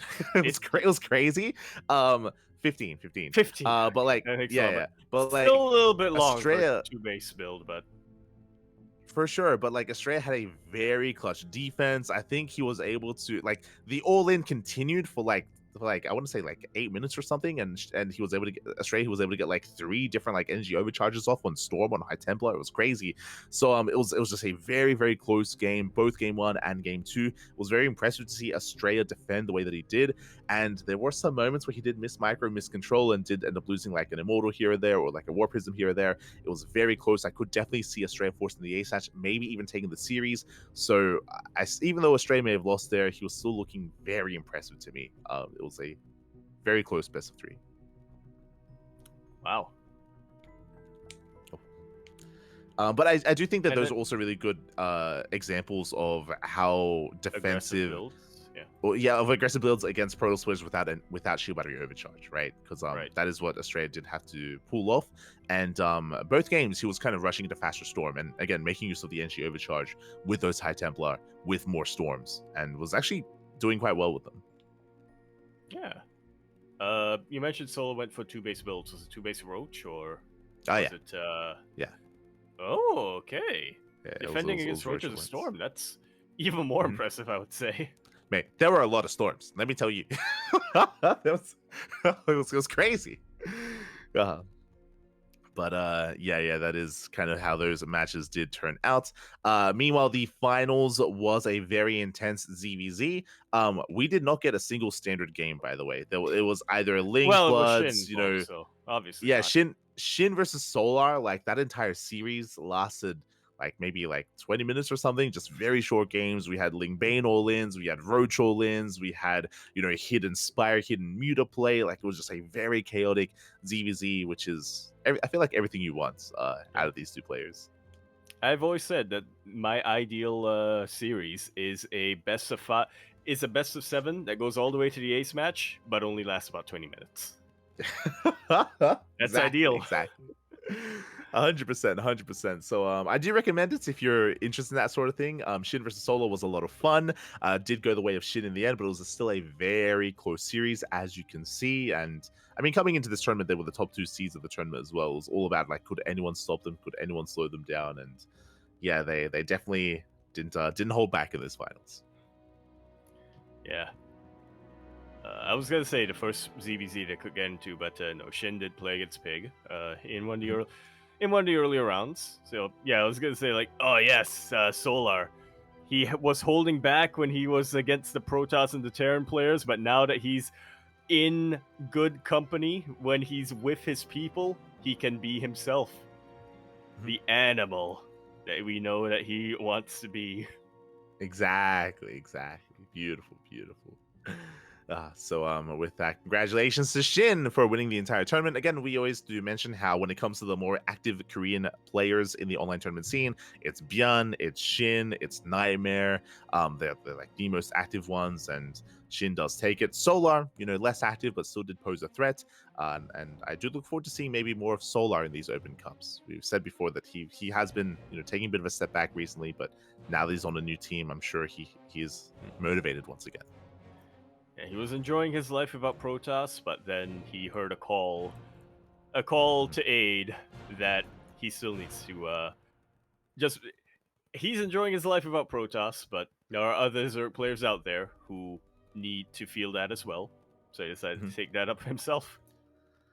Definitely. As we then head over to the return of the Alima League. Let's go. Alima League has been going for a very, very long time. It's been years since the last Alima League, so for it to return here is a beautiful sight. Before this, the last Alima League was in 2021. I can't believe it's been that long, and now it's back. And even back then, it was a little bit of a different format. Like Olimo League started off as a weekly tournament or just a standard open tournament that anyone could participate in, and it was very standard rules. Then the format changed a little bit. I mean, there was less signups. I mean, just the timing wasn't great, so there were fewer signups. So the Olimoly, I should say, changed the format a little bit to be a little bit more of kind of a series of show matches, kind of a tournaments that had a bit of a theme to them that changed every week, and then it had to be, and then it just had to be put on almost indefinite hiatus back in 2022. 2024 though, they've secured a partnership here with Chzik. And we're back. We're once again, Olimo League filling that Tuesday evening niche. Yeah, it is now back on the Chijik platform. As you mentioned, it is sponsored by the Korean streaming platform as well. Because of that, it is not streamed on Twitch or on YouTube. We since made a channel on Chijik, and we did cast it live. We were the official English broadcasters of the event, and this event was also on the PTR and on the new ladder map pool as well. Fun fact though, because Alima League is a loser's pick, they did not have to introduce Hecate, so Hecate was not a part of it. It was just, there's no veto process, just straight up loser's pick. Yeah, no veto process and no best of 7, so having 6 maps, that works out. The math. Yeah. It does. The math does work out, and it was a very, very intense night of StarCraft. We started the night off with Oliveira versus Cure, and we were praising Oliveira's TVT. That was in the round of 32. Oliveira took down Cure in that first series, went all the way to the ace match. Was a wild result, and it was a beautiful match to start things off with. We did now following Oliveira into those future rounds. But what everyone is talking about, what everyone is praising, is Zaun. We even in this podcast, we were talking about how, oh, Zaun, he has really good PvP. He can beat any Korean Protoss player in the PvP matchup, but it's the other matchups where he has been struggling a little bit. But we saw a bit of a glimpse of his power in Sparkling Tuna Cup, where Zaun went undefeated against, some in a way more active players, but also in a way lesser players here against some of the more mid-tier Europeans. But here he went up against the best of the best, and he popped off. Oh yeah, I mean, right from the very beginning, he took out the greatest Terran player in the online circuit in Han Mono. True. Crazy. Oh my god. Yeah, and then the he ace match though. Did go to the ace match, but he did beat him in the end. He also beat Bjorn. He also beat Clem, which pretty good results. Not quite as impressive as that first one, but still pretty good. And then it was only finally in the PvP against Hero, which also went all the way to the ace match, did he finally fall. But oh man, I mean, you were just talking about it. Zaun, he's known for his PvP, but his other matchups are not great. He took out the world champion, the reigning world champion. He took out a former world champion, who is also a fantastic player himself. And then he took out and before that, he took out an animal. A very unique Terran player. A very stylistic Terran player. So Zaun, he could take it to the best of the best. Now it's just his PvZ that we got to keep our eye on. 100%. And going into his matches against Clem, we did cast game 2 and game 3, but we were not able to get into game 1 as we were actually casting the lower matches at the time, the lower half of the bracket matches instead. But Zaun game 1 versus Clem, I was able to watch it on Crank's channel, and I believe Wardy did a replay cast later. But Zaun game 1 against Clem was late game. It was a late game match, went all the way to maxed army, split map scenario as well. So for Zaun to bring Clem down, Clem down in the late game was very impressive. What I will say is that, I'll be honest, I thought Clem had it multiple times. Zaun, he was pretty all in actually towards the end. Like, he was being picked apart. He was having some bad trades. He was losing bases. But Zaun, he took one amazing fight, and then instantly after that fight, went for the main and came to production. Like, he did not allow Clem to make use of his bank, to make use of his greater economy. Things were very, very intense, and just a killer instinct from Zaun as well. And I do want to praise his late game army control, because again, he was able to bring it to Clem in such a way. It was just really, really inspiring play there by Zaun. Yeah, very like you said, killer instinct. Very smart play for what you're describing as well, to just camp the production despite the fact that Clem had a huge bank. It's pretty much death at 1,000 cuts at that point. The Marines walk out of the barracks, they die instantly. And slowly but surely you drain that bank. Yeah, for sure. And yeah, just Zaun versus Clem was insane. Game 2 and game 3 didn't go to the late game. It was more mid-game oriented instead. It was very intense, very back and forth. There is that kind of notable moment, I think it was on side Delta, what we were able to cover with Clem just microing his heart out. He was able to kill like 3 or 4 stalkers with 1 cyclone and a medevac and a dream. It was crazy. Like, it was just some intense micro out of Clem, which he was able to flex over his opponent. But in the end, Zaun did take it. Really, really impressive stuff there, and it's really cool to have seen the growth of Zaun, as you mentioned, known for being a PvP sniper, but clearly showing that he has been working on his other matchups as well. Yeah, without a doubt. Excited to see him next week, how he performs then. Yeah, I think the highlight for me watching Clem versus Zaun, because I was watching Crank's stream, is we should also mention this as well. Crank, he was on the main page of Jijik. Right. Like, he was on the homepage. He was featured because it's being sponsored by them. They were promoting it heavily. He had like 19,000 viewers. He had like insane viewership. And I heard about that. Mate, the chat was scrolling real fast. Like, it was, They haven't implemented slow chat yet. Exactly, but I was able to catch it as well, because I had like live translations with Google, and when watching Clem versus Zaun, what I loved was there were so many people cheering for Zaun, and so many people shocked as well. They were like, "Is this the real Zaun? What's going on? He's crazy!" Like, everyone was freaking out watching and cheering for Zaun. Like, there was so much hype for him at the time. That's a phrase that keeps coming out from the Korean scene. Like, is this real? Yeah, real. It's like Yeah, real you love Zhao. to What's see it. happening? Oh my god, he's crazy. He's cracked. Uh, Yeah, you love to they're see it. like, Which what once did again, what did the military do to him? Oh my Yeah. god, like it's Yeah. once again proves there's enthusiasm. yeah. You Yeah, provide enough it support, was then there's enthusiasm there. yeah, it was just really cool to see just the hype around Zan, the Korean hype specifically around Zan, like Crank and Ryung as well as Crank and Ryung casting, and they were also like popping off and freaking out and yeah, they were Oh. all aboard, all on the Zan hype train. Yeah, That would be yeah, that's. Oh, you listened to the cast as well, Yaku. Oh my god. No, it's beautiful. It's beautiful. But yeah, in the end, it did go to the semis against Hero. I'll be honest, when we were casting that, I was like, yo, is Zhao gonna win the entire tournament? Like, it's crazy. He Especially would've. because yeah, Zhao 2-0'd Hero in KSL, right? Like Zhao, Yep. he has a winning record against Hero, actually. I was looking into their history. But again, Hero's no Overall slouch, winning and record? this year in 2024. Okay. 24. Yeah, up Okay. until this, Zhao was 4-0 over Hero. He won two Jeez. best of threes, 2-0. And even Hero went to the ace match as well, so Yeah. it was not an easy Now one for they're Hero. now Not they're easy. 5-2. Yeah, you're not wrong. Yeah, it was a very, very intense semis, and I mean, Zhao, even though he didn't win the tournament, he was kind of like the big story of Alima League. It was really cool to see him, and yeah, that led to the finals between Hero and Shin.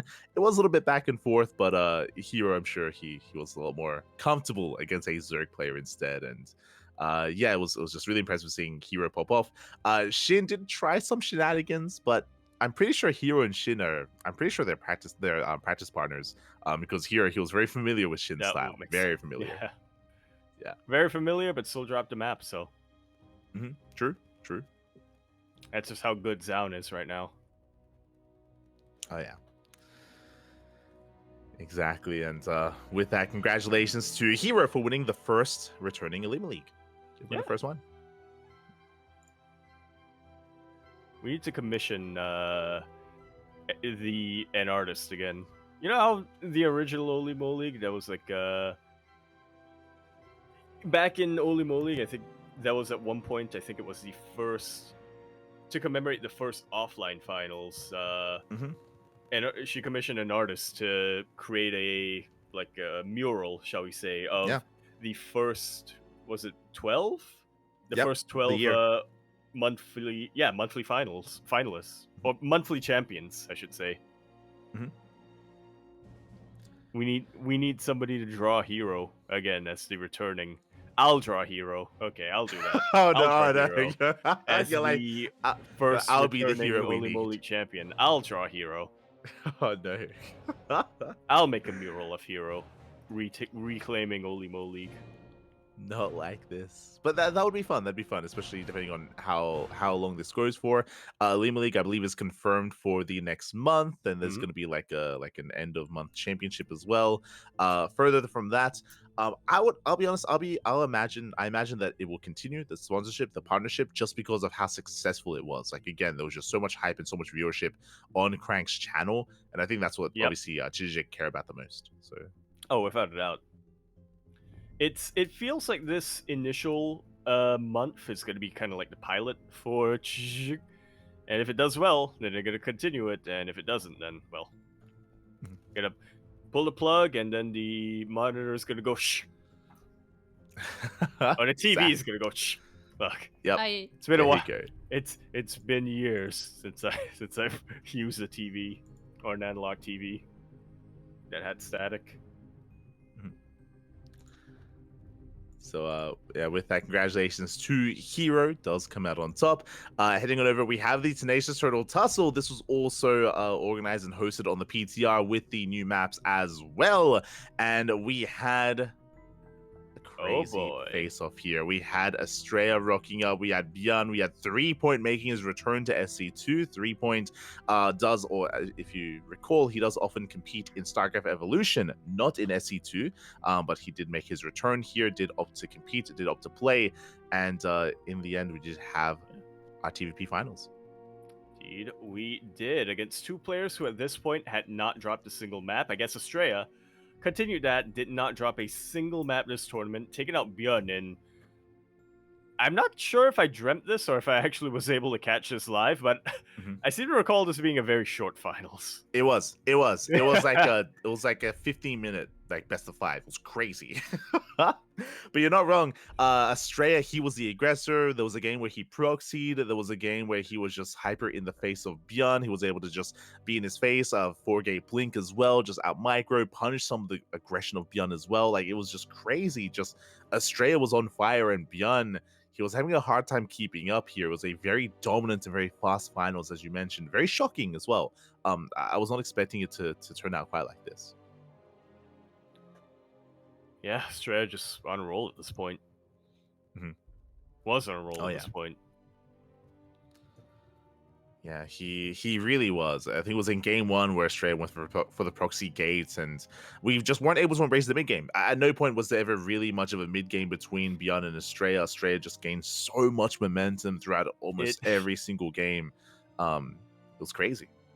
It's like one of those things where it's like, be careful what you wish for. It's like, we want really short or we want really aggressive games so that we can test out what the energy overcharge is really capable of. Estrella was like, I can make these games short. I can't guarantee that. I can't guarantee you'll be able to glean much from that second part, though. Yeah. It was just very impressive. Just very impressive performance there by Estrella. He was able to showcase his build orders, his control, his micro, and his own killer instinct as well. We've been seeing the praises of Estrella as of late. I know that he had a surprising result against Mana earlier, where he lost the series against Mana in one of the previous Open Cups, but at least here in this tournament, he was on fire, and just really powerful play from Estrella. Really well done. Yeah.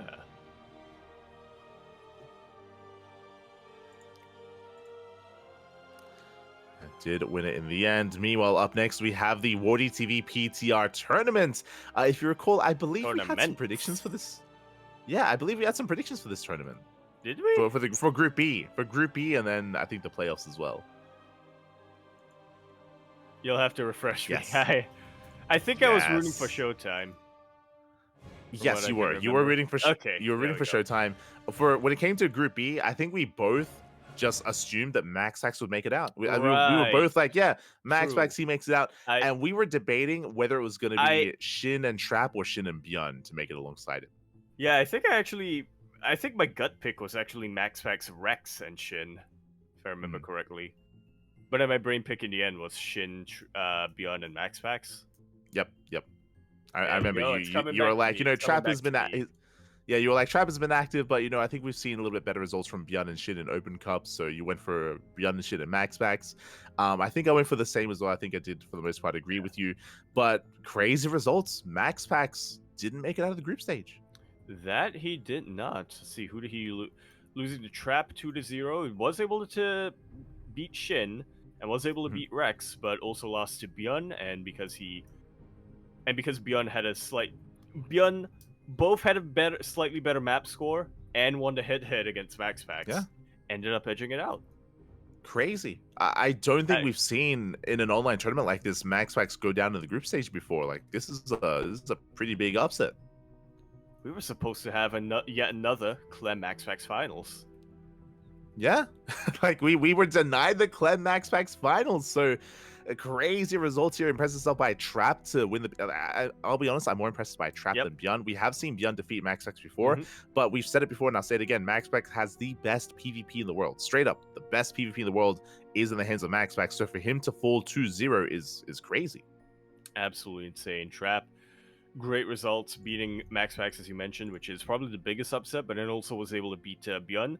Did lose to Shin, but Shin made it out first in the group, so great stuff. Shin's only loss was to MaxPax. The only series he lost was against MaxPax, which again makes sense because it's MaxPax, but crazy stuff here in the group stage that led into the playoffs. If you remember, I think our prediction wasn't is Clem gonna win. It was dependent on whether it was whether or not, based on how the standings worked out, if Clem and MaxPax would face each other early before the finals. No, our prediction was we just assumed it would be MaxPax Clem finals, and our prediction was I does see. Clem beat MaxPax or does MaxPax beat Clem again? Like that was our prediction. Who wins between the two of them? And I remember going for Clem because I was like, even though MaxPax beat Clem twice last week, I was like, I think he gets his revenge. I think he pops off. But we didn't even get it. I think I mostly agreed with you, but then I decided to, for the sake of being different, say that Clem would or that MaxPax would beat Clem. Yeah, I think that was. Man, I don't. This sounds mean, and especially because I am rooting for Showtime, but it feels like, in a way, the finals feels like we have Clem versus MaxPax at home. Was it TVP finals? I mean, going over these playoffs, a couple of things here. One, for Clem to win, I mean, that was kind of what we were even predicting on, right? Like Clem, he is still the best player in the world. He popped off in the group stage. Showtime, he popped off. Like that's crazy. Showtime, he took down Björn and Shin. Like, I know Showtime is good, don't get me wrong, but I do typically kind of rate some of these Korean players higher than Showtime. I do typically feel like there is a little bit of a gap between Showtime and MaxPax. So that is crazy. Yeah, I would typically rank Björn higher than Showtime. Like, at the very least half a tier, or maybe even one full tier higher than Showtime. But once again, I probably shouldn't, after he popped off like this this week. Yeah. Bearing in mind, this is also on the PTR. This is on the new maps as well. And Showtime, he does take the series in the end, 3-2 over Björn. Took down Shin, who has also been on fire, who's also been practicing on the PTR quite a lot, and is a terrorizer. Shin, it's so difficult to really count him out at any point. Even made it to the finals against Hero in the Lima League. But Showtime does take him down as well. So these are some big wins, and does bode well for Showtime coming into Home Story Cup. Absolutely does. He'll avenge his loss from last Home Story Cup, potentially win the whole thing. We'll see if against Gumiho, right? Exactly. I was gonna say, we'll see if Gumiho has anything to say about that. Yeah, because he's gonna be there, right? Yeah. Right. Take. God damn. So congratulations to Clem, but a shout out to Showtime for making the performance, or making the run that he did. Something that definitely he should be praised for it, because again, he's typically not one to take down players of that caliber, or making it to the finals like this instead of MaxPax, right? GG. GG. Very nicely done. Well, that was Wardy PTR Tournament 1. We had a second one with a bit of a different format. This is the qualifier. We had a qualifier here for the second one. So the second one is still, on the horizon. The initial qualifier did occur a couple of days ago, yesterday even. So yeah, we had the qualifier. I believe it is top four. Top four. Yep, top four. Yeah, do make it into the main event. Top four make it to the main event, but also the champion gets $61, which is very precise. I have to say. Not in 60, it's 61. Yeah, very interesting number there. Shin does come out on top. Again, we mentioned that Shin has just been a very active player. He takes down Harsum, Goblin, and Spirit as well. A lot of ace matches, but Shin does take it in the end. Yeah, I wouldn't be surprised if Spirit does venture qualify in the next qualifier, but yeah, very impressive stuff nonetheless here from Shin. Again, like you were saying, very active player, but also very creative player. So when at the start of a new patch, he's typically somebody who we expect to be able to figure things out a little bit quicker than some of the other players. For sure. And there's another crazy result coming in. We spoke about Mana defeating Estrella earlier. Mana takes down Classic. Mana. And Skillous. And Skillous. Oh, boy. Mate, man, is he becoming the Xana PvP for Europe? Like Estrella, Classic, and Skillous? Even going to the ace match against Harstem. Yeah. Mana popped off. Mate, best PvP in Europe? Step aside MaxPax. I mean, yeah. like Mana, he's looking really good here. I'm willing to declare that now. Okay. Yeah, really impressive stuff. Like Skillus is definitely a player that we rate higher. Classic as well, Harstem as well. So for Mana to have this kind Old of performance is wild. Old man Mana. Mm-hmm. He's showing these kids. He's showing specifically Skillus, the young Team Liquid Protoss player that He still there's got a it. reason. There's a reason why he won 2012. Was it MLG or WCS Europe? Yeah, I mean, Mana, he's clearly back in form, at least in the PvP matchup. That's what we've seen, like the biggest results from Mana as of late. And yeah, that's a crazy performance out of Mana. Likewise, Harsum takes down Gumiho 2-1. Also another result I don't want to gloss over. So big wins there from Harsum to defeat Gumiho and to get second place in this tournament. Goblin takes down Zaun. We've been praising Zaun's PvP, and Goblin clearly also in form. Takes down Ryung and Zaun in the round 16 and quarterfinals. Yeah. Goblin really popped off this week. And yeah, great stuff. I'm excited. I'm excited to see what the next, or how they will all face off when we eventually do get to the main event itself. Oh, speaking of, when main event is actually happening right now, let's head on over to the main page of the Wardy TV PTR tournament because we have the qualifier, we have the invited players, and mate, it's time for some predictions. Okay, so Group A is already underway. Mm-hmm. Group A is already underway and it's already shaping up a little bit. I say that Gumiho still hasn't played, and a lot of these players have only played one series each. So I do feel like it is early enough to still try to hazard a guess here. Yaku, out of these 5 players, which 3 make it to the playoffs? I want to say Shin, Mana, and Clem, but it's not looking too good for Mana right now. I was hyped. I was hyped after seeing the result of the qualifiers, but yeah, it's not looking too good for him.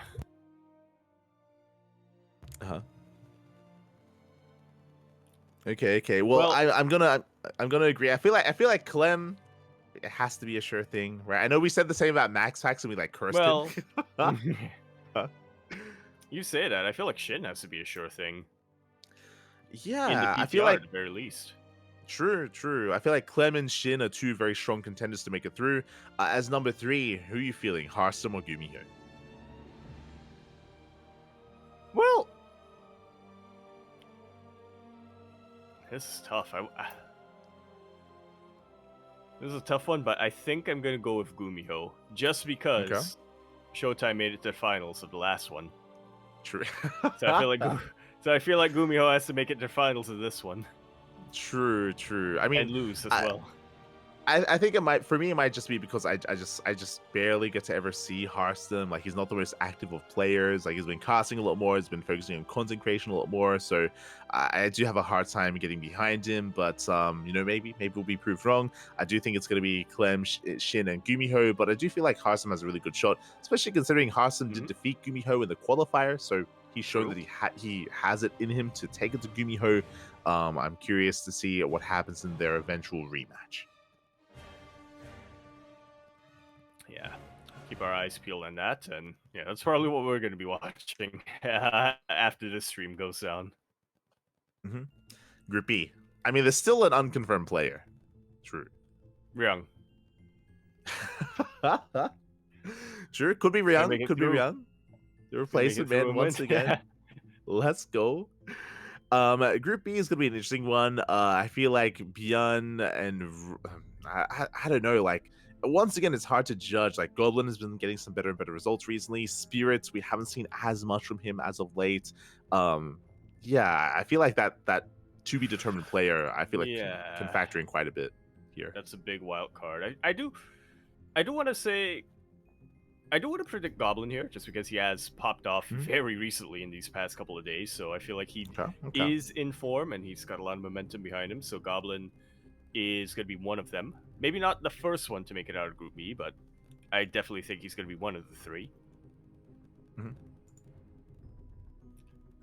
After that, I mean, that TBD once again just really throws me off a little bit with the predictions. But of the 4 players that we have presented in front of us, I'm going to say Byun, I feel like, is just because we've been able to see him, just because we've been able to see a lot of him in these past couple of be very active. So we kind of know what Bjorn's form is looking like. And then when it comes to the third player, again, out of the four that we are presented,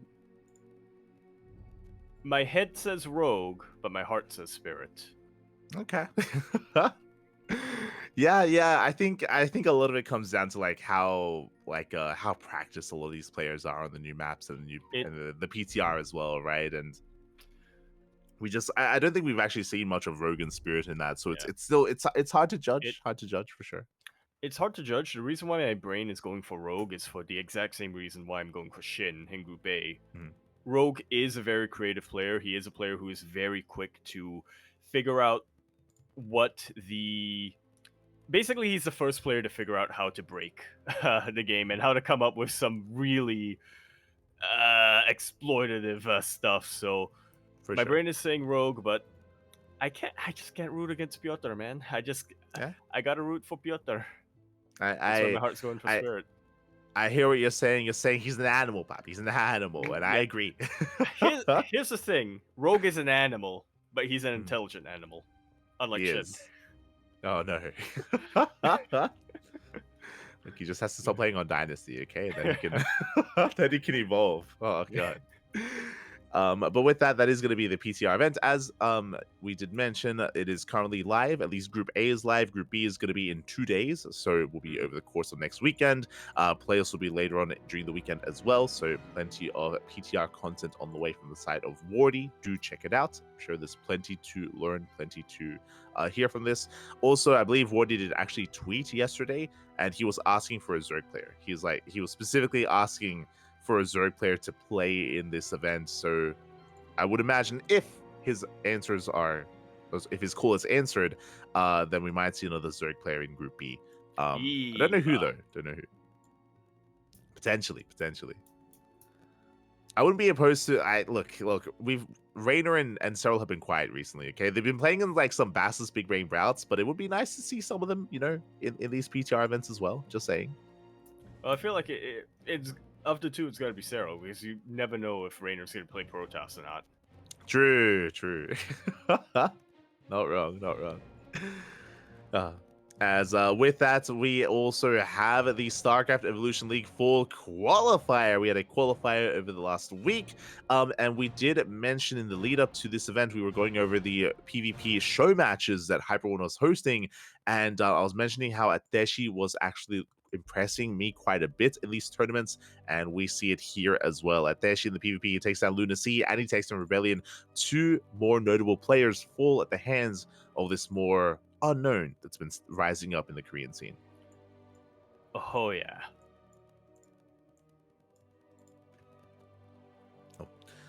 So really impressive stuff. My eyes are definitely going to be on Ateshi. It's kind of like, the Scandi Kane of Europe.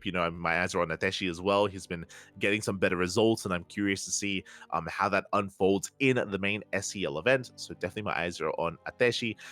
Meanwhile, when it comes to some of these other results, we have the STC. He's been casting, but now he's also going to be competing as he also qualifies for the main event. Yeah.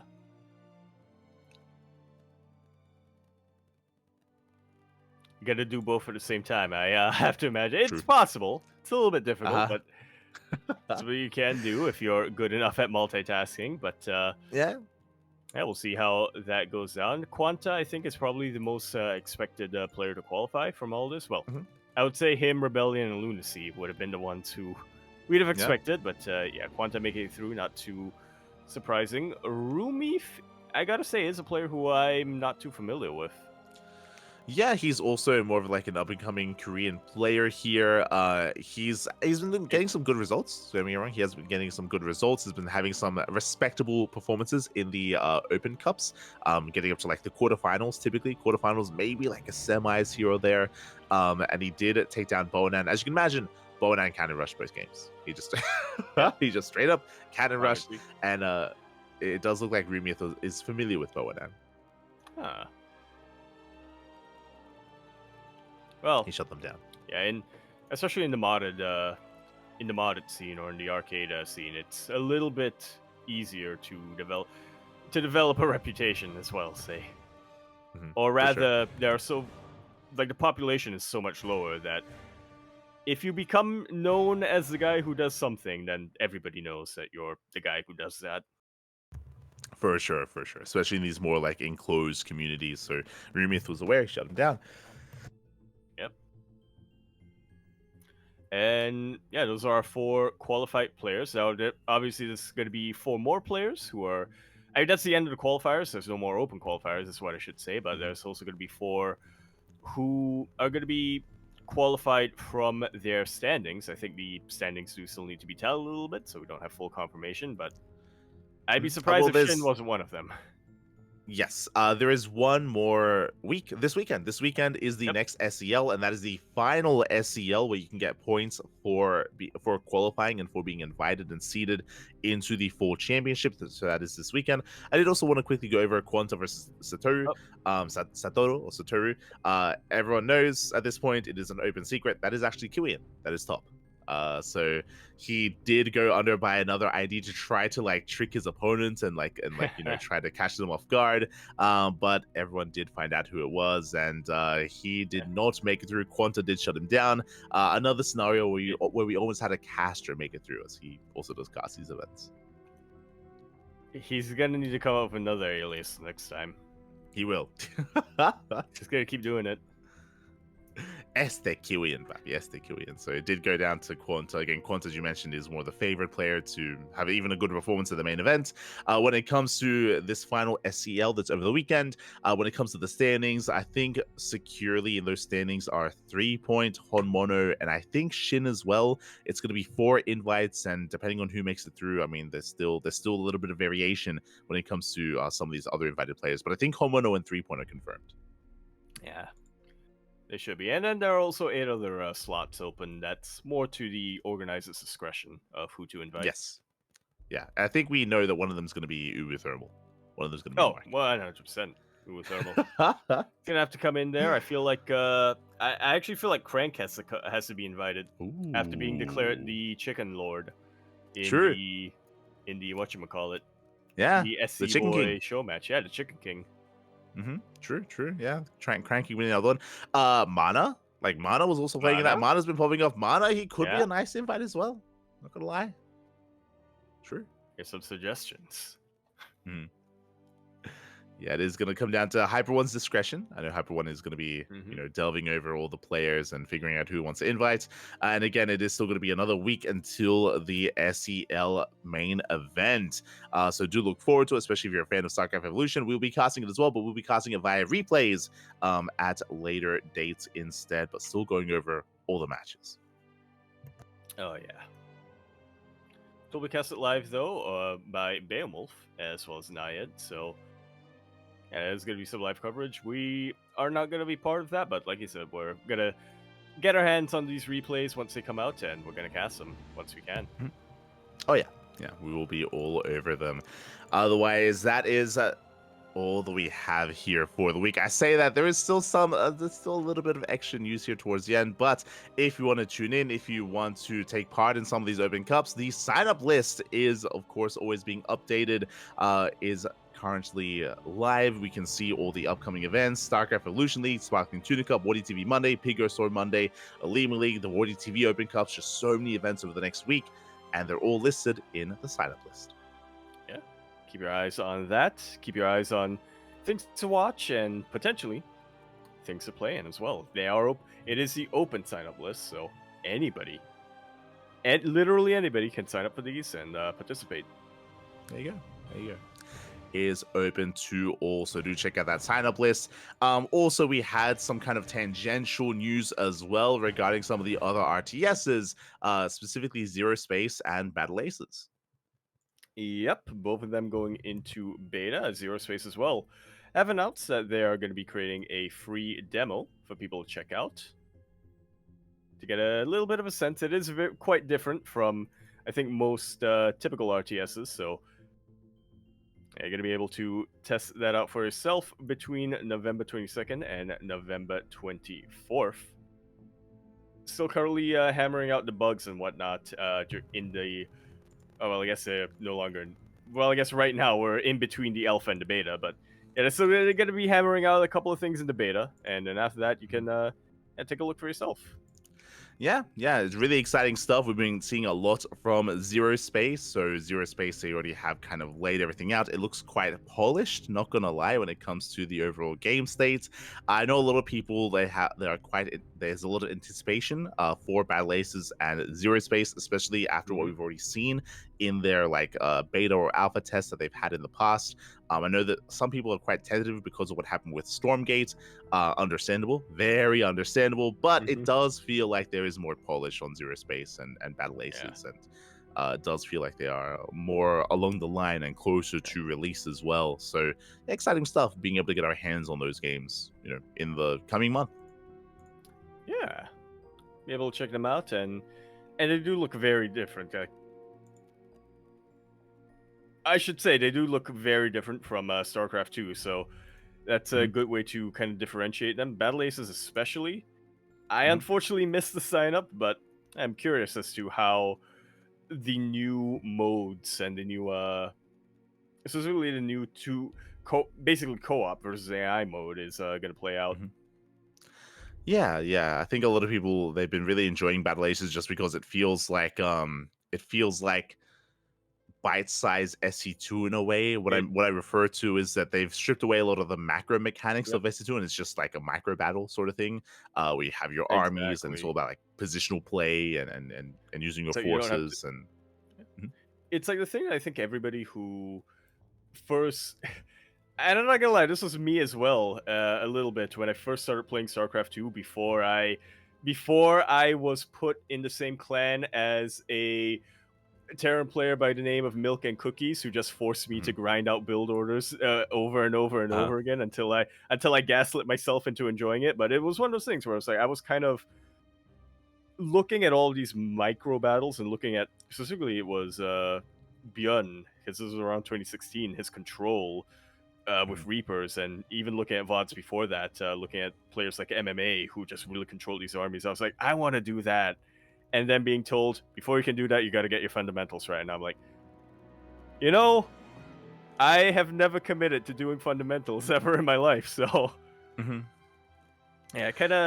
a little while, I was like kind of discouraged. So, I feel like what Battle Aces is doing is really smart to pick up on, to basically say, yeah, you can just jump in and do all that cool stuff immediately. Yeah, I think it's just a really nice streamlined kind of like version, just going at, as you mentioned, the most exciting parts of SC2 and just bringing that to you almost straight away.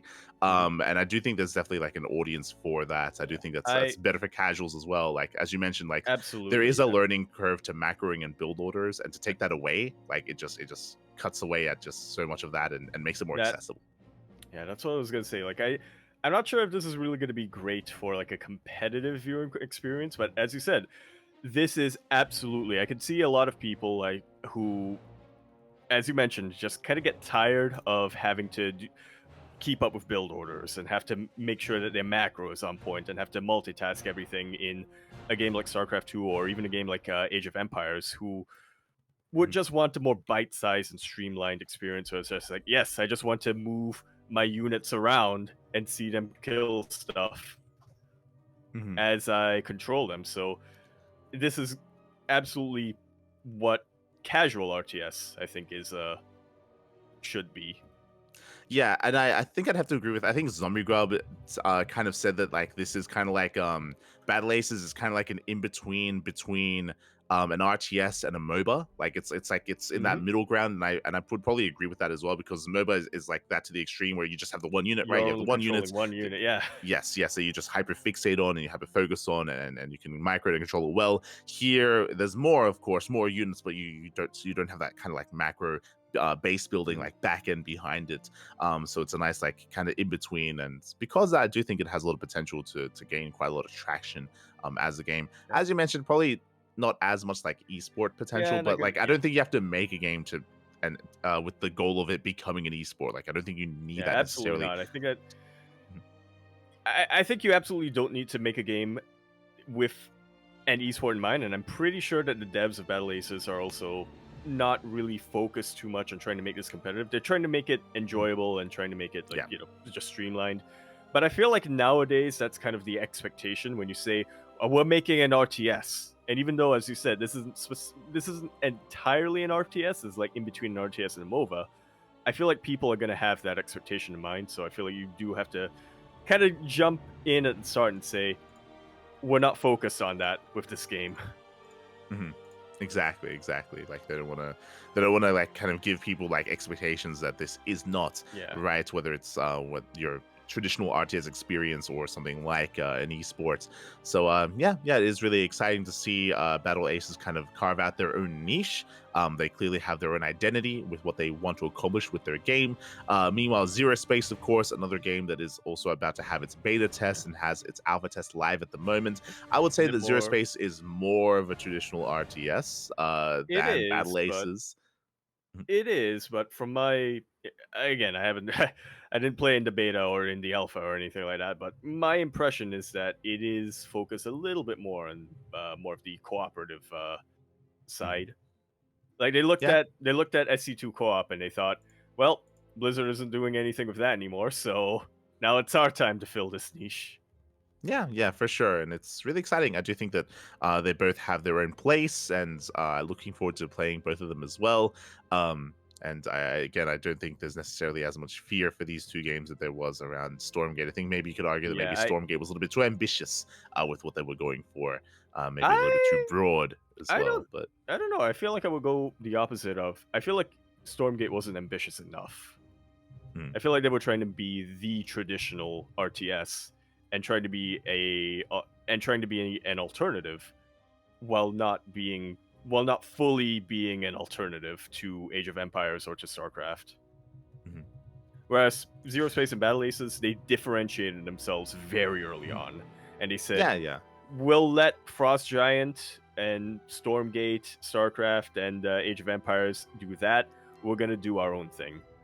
Yeah. We're gonna let those guys compete for traditional RTS.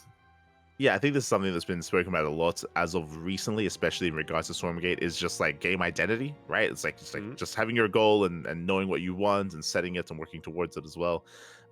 So yeah, definitely something to look forward to when it comes to Zero Space and Battle Aces, especially in the month of November and eventual release. So keep an eye out for that. Otherwise,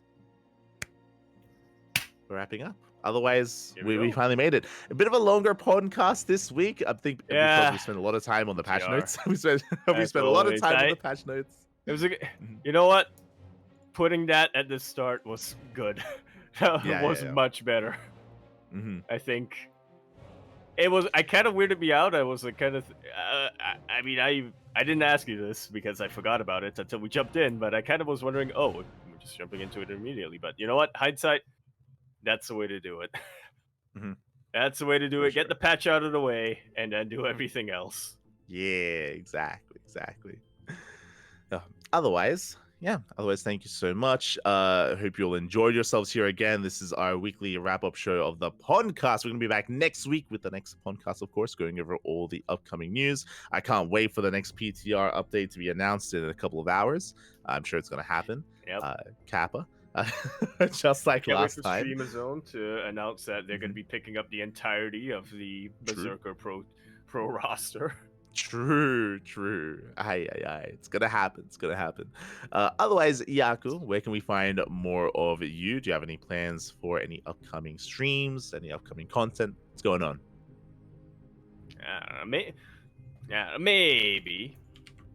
Twitch.tv/Yakuzaku1. That's my Twitch, and you follow me there. I have no plans to stream anything anytime soon, but I don't know. We're getting into December, so maybe if I can, maybe something. Who knows?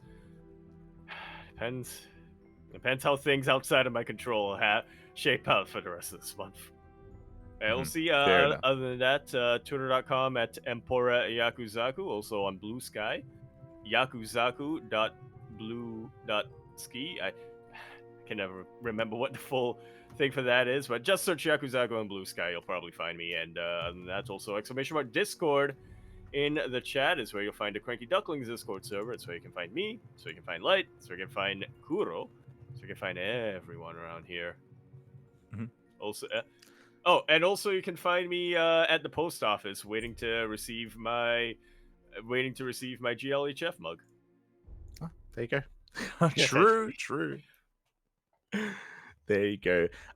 Meanwhile, you can follow me at Light_VIP. I do stream throughout the week. At least I try to. We've been a little bit busy, with all the casting and with catching up on VOD content. So I haven't been as active recently as I would like to be, but hopefully I can stream tomorrow. Just some nice ladder stream content. Also some Final Fantasy 14 every now and then as well.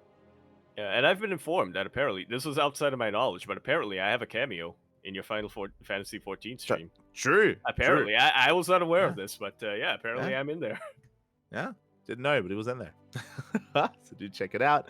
Likewise, do check out Kuro. Kuro, of course, is handling the production for the podcast, is lurking in the background, making sure that everything runs smoothly, and also does stream periodically throughout the week as well with her own personal content. Usually, Kuro does work behind the scenes on SC2 or on the CranKy Ducklings, but every now and then does rock up to cast, does rock up to the casting desk. Okay. Rocks up to the casting desk, does rock up to fact check us as well. True. Sprinkling in those little nuggets of information. Mm-hmm. And when it comes to our next broadcast, it's going to be in less than 24 hours. Tomorrow, we're going to be casting the Infolet League number 2 playoffs. That is going to be tomorrow at 6 p.m. KST. And then the weekend is going to be the final SCL, STC, and the rest of the Open Cups. Yeah. See you then, Open Castle. Yeah. See you then. See you next time. See you for the next podcast. Ciao. 43. Bell.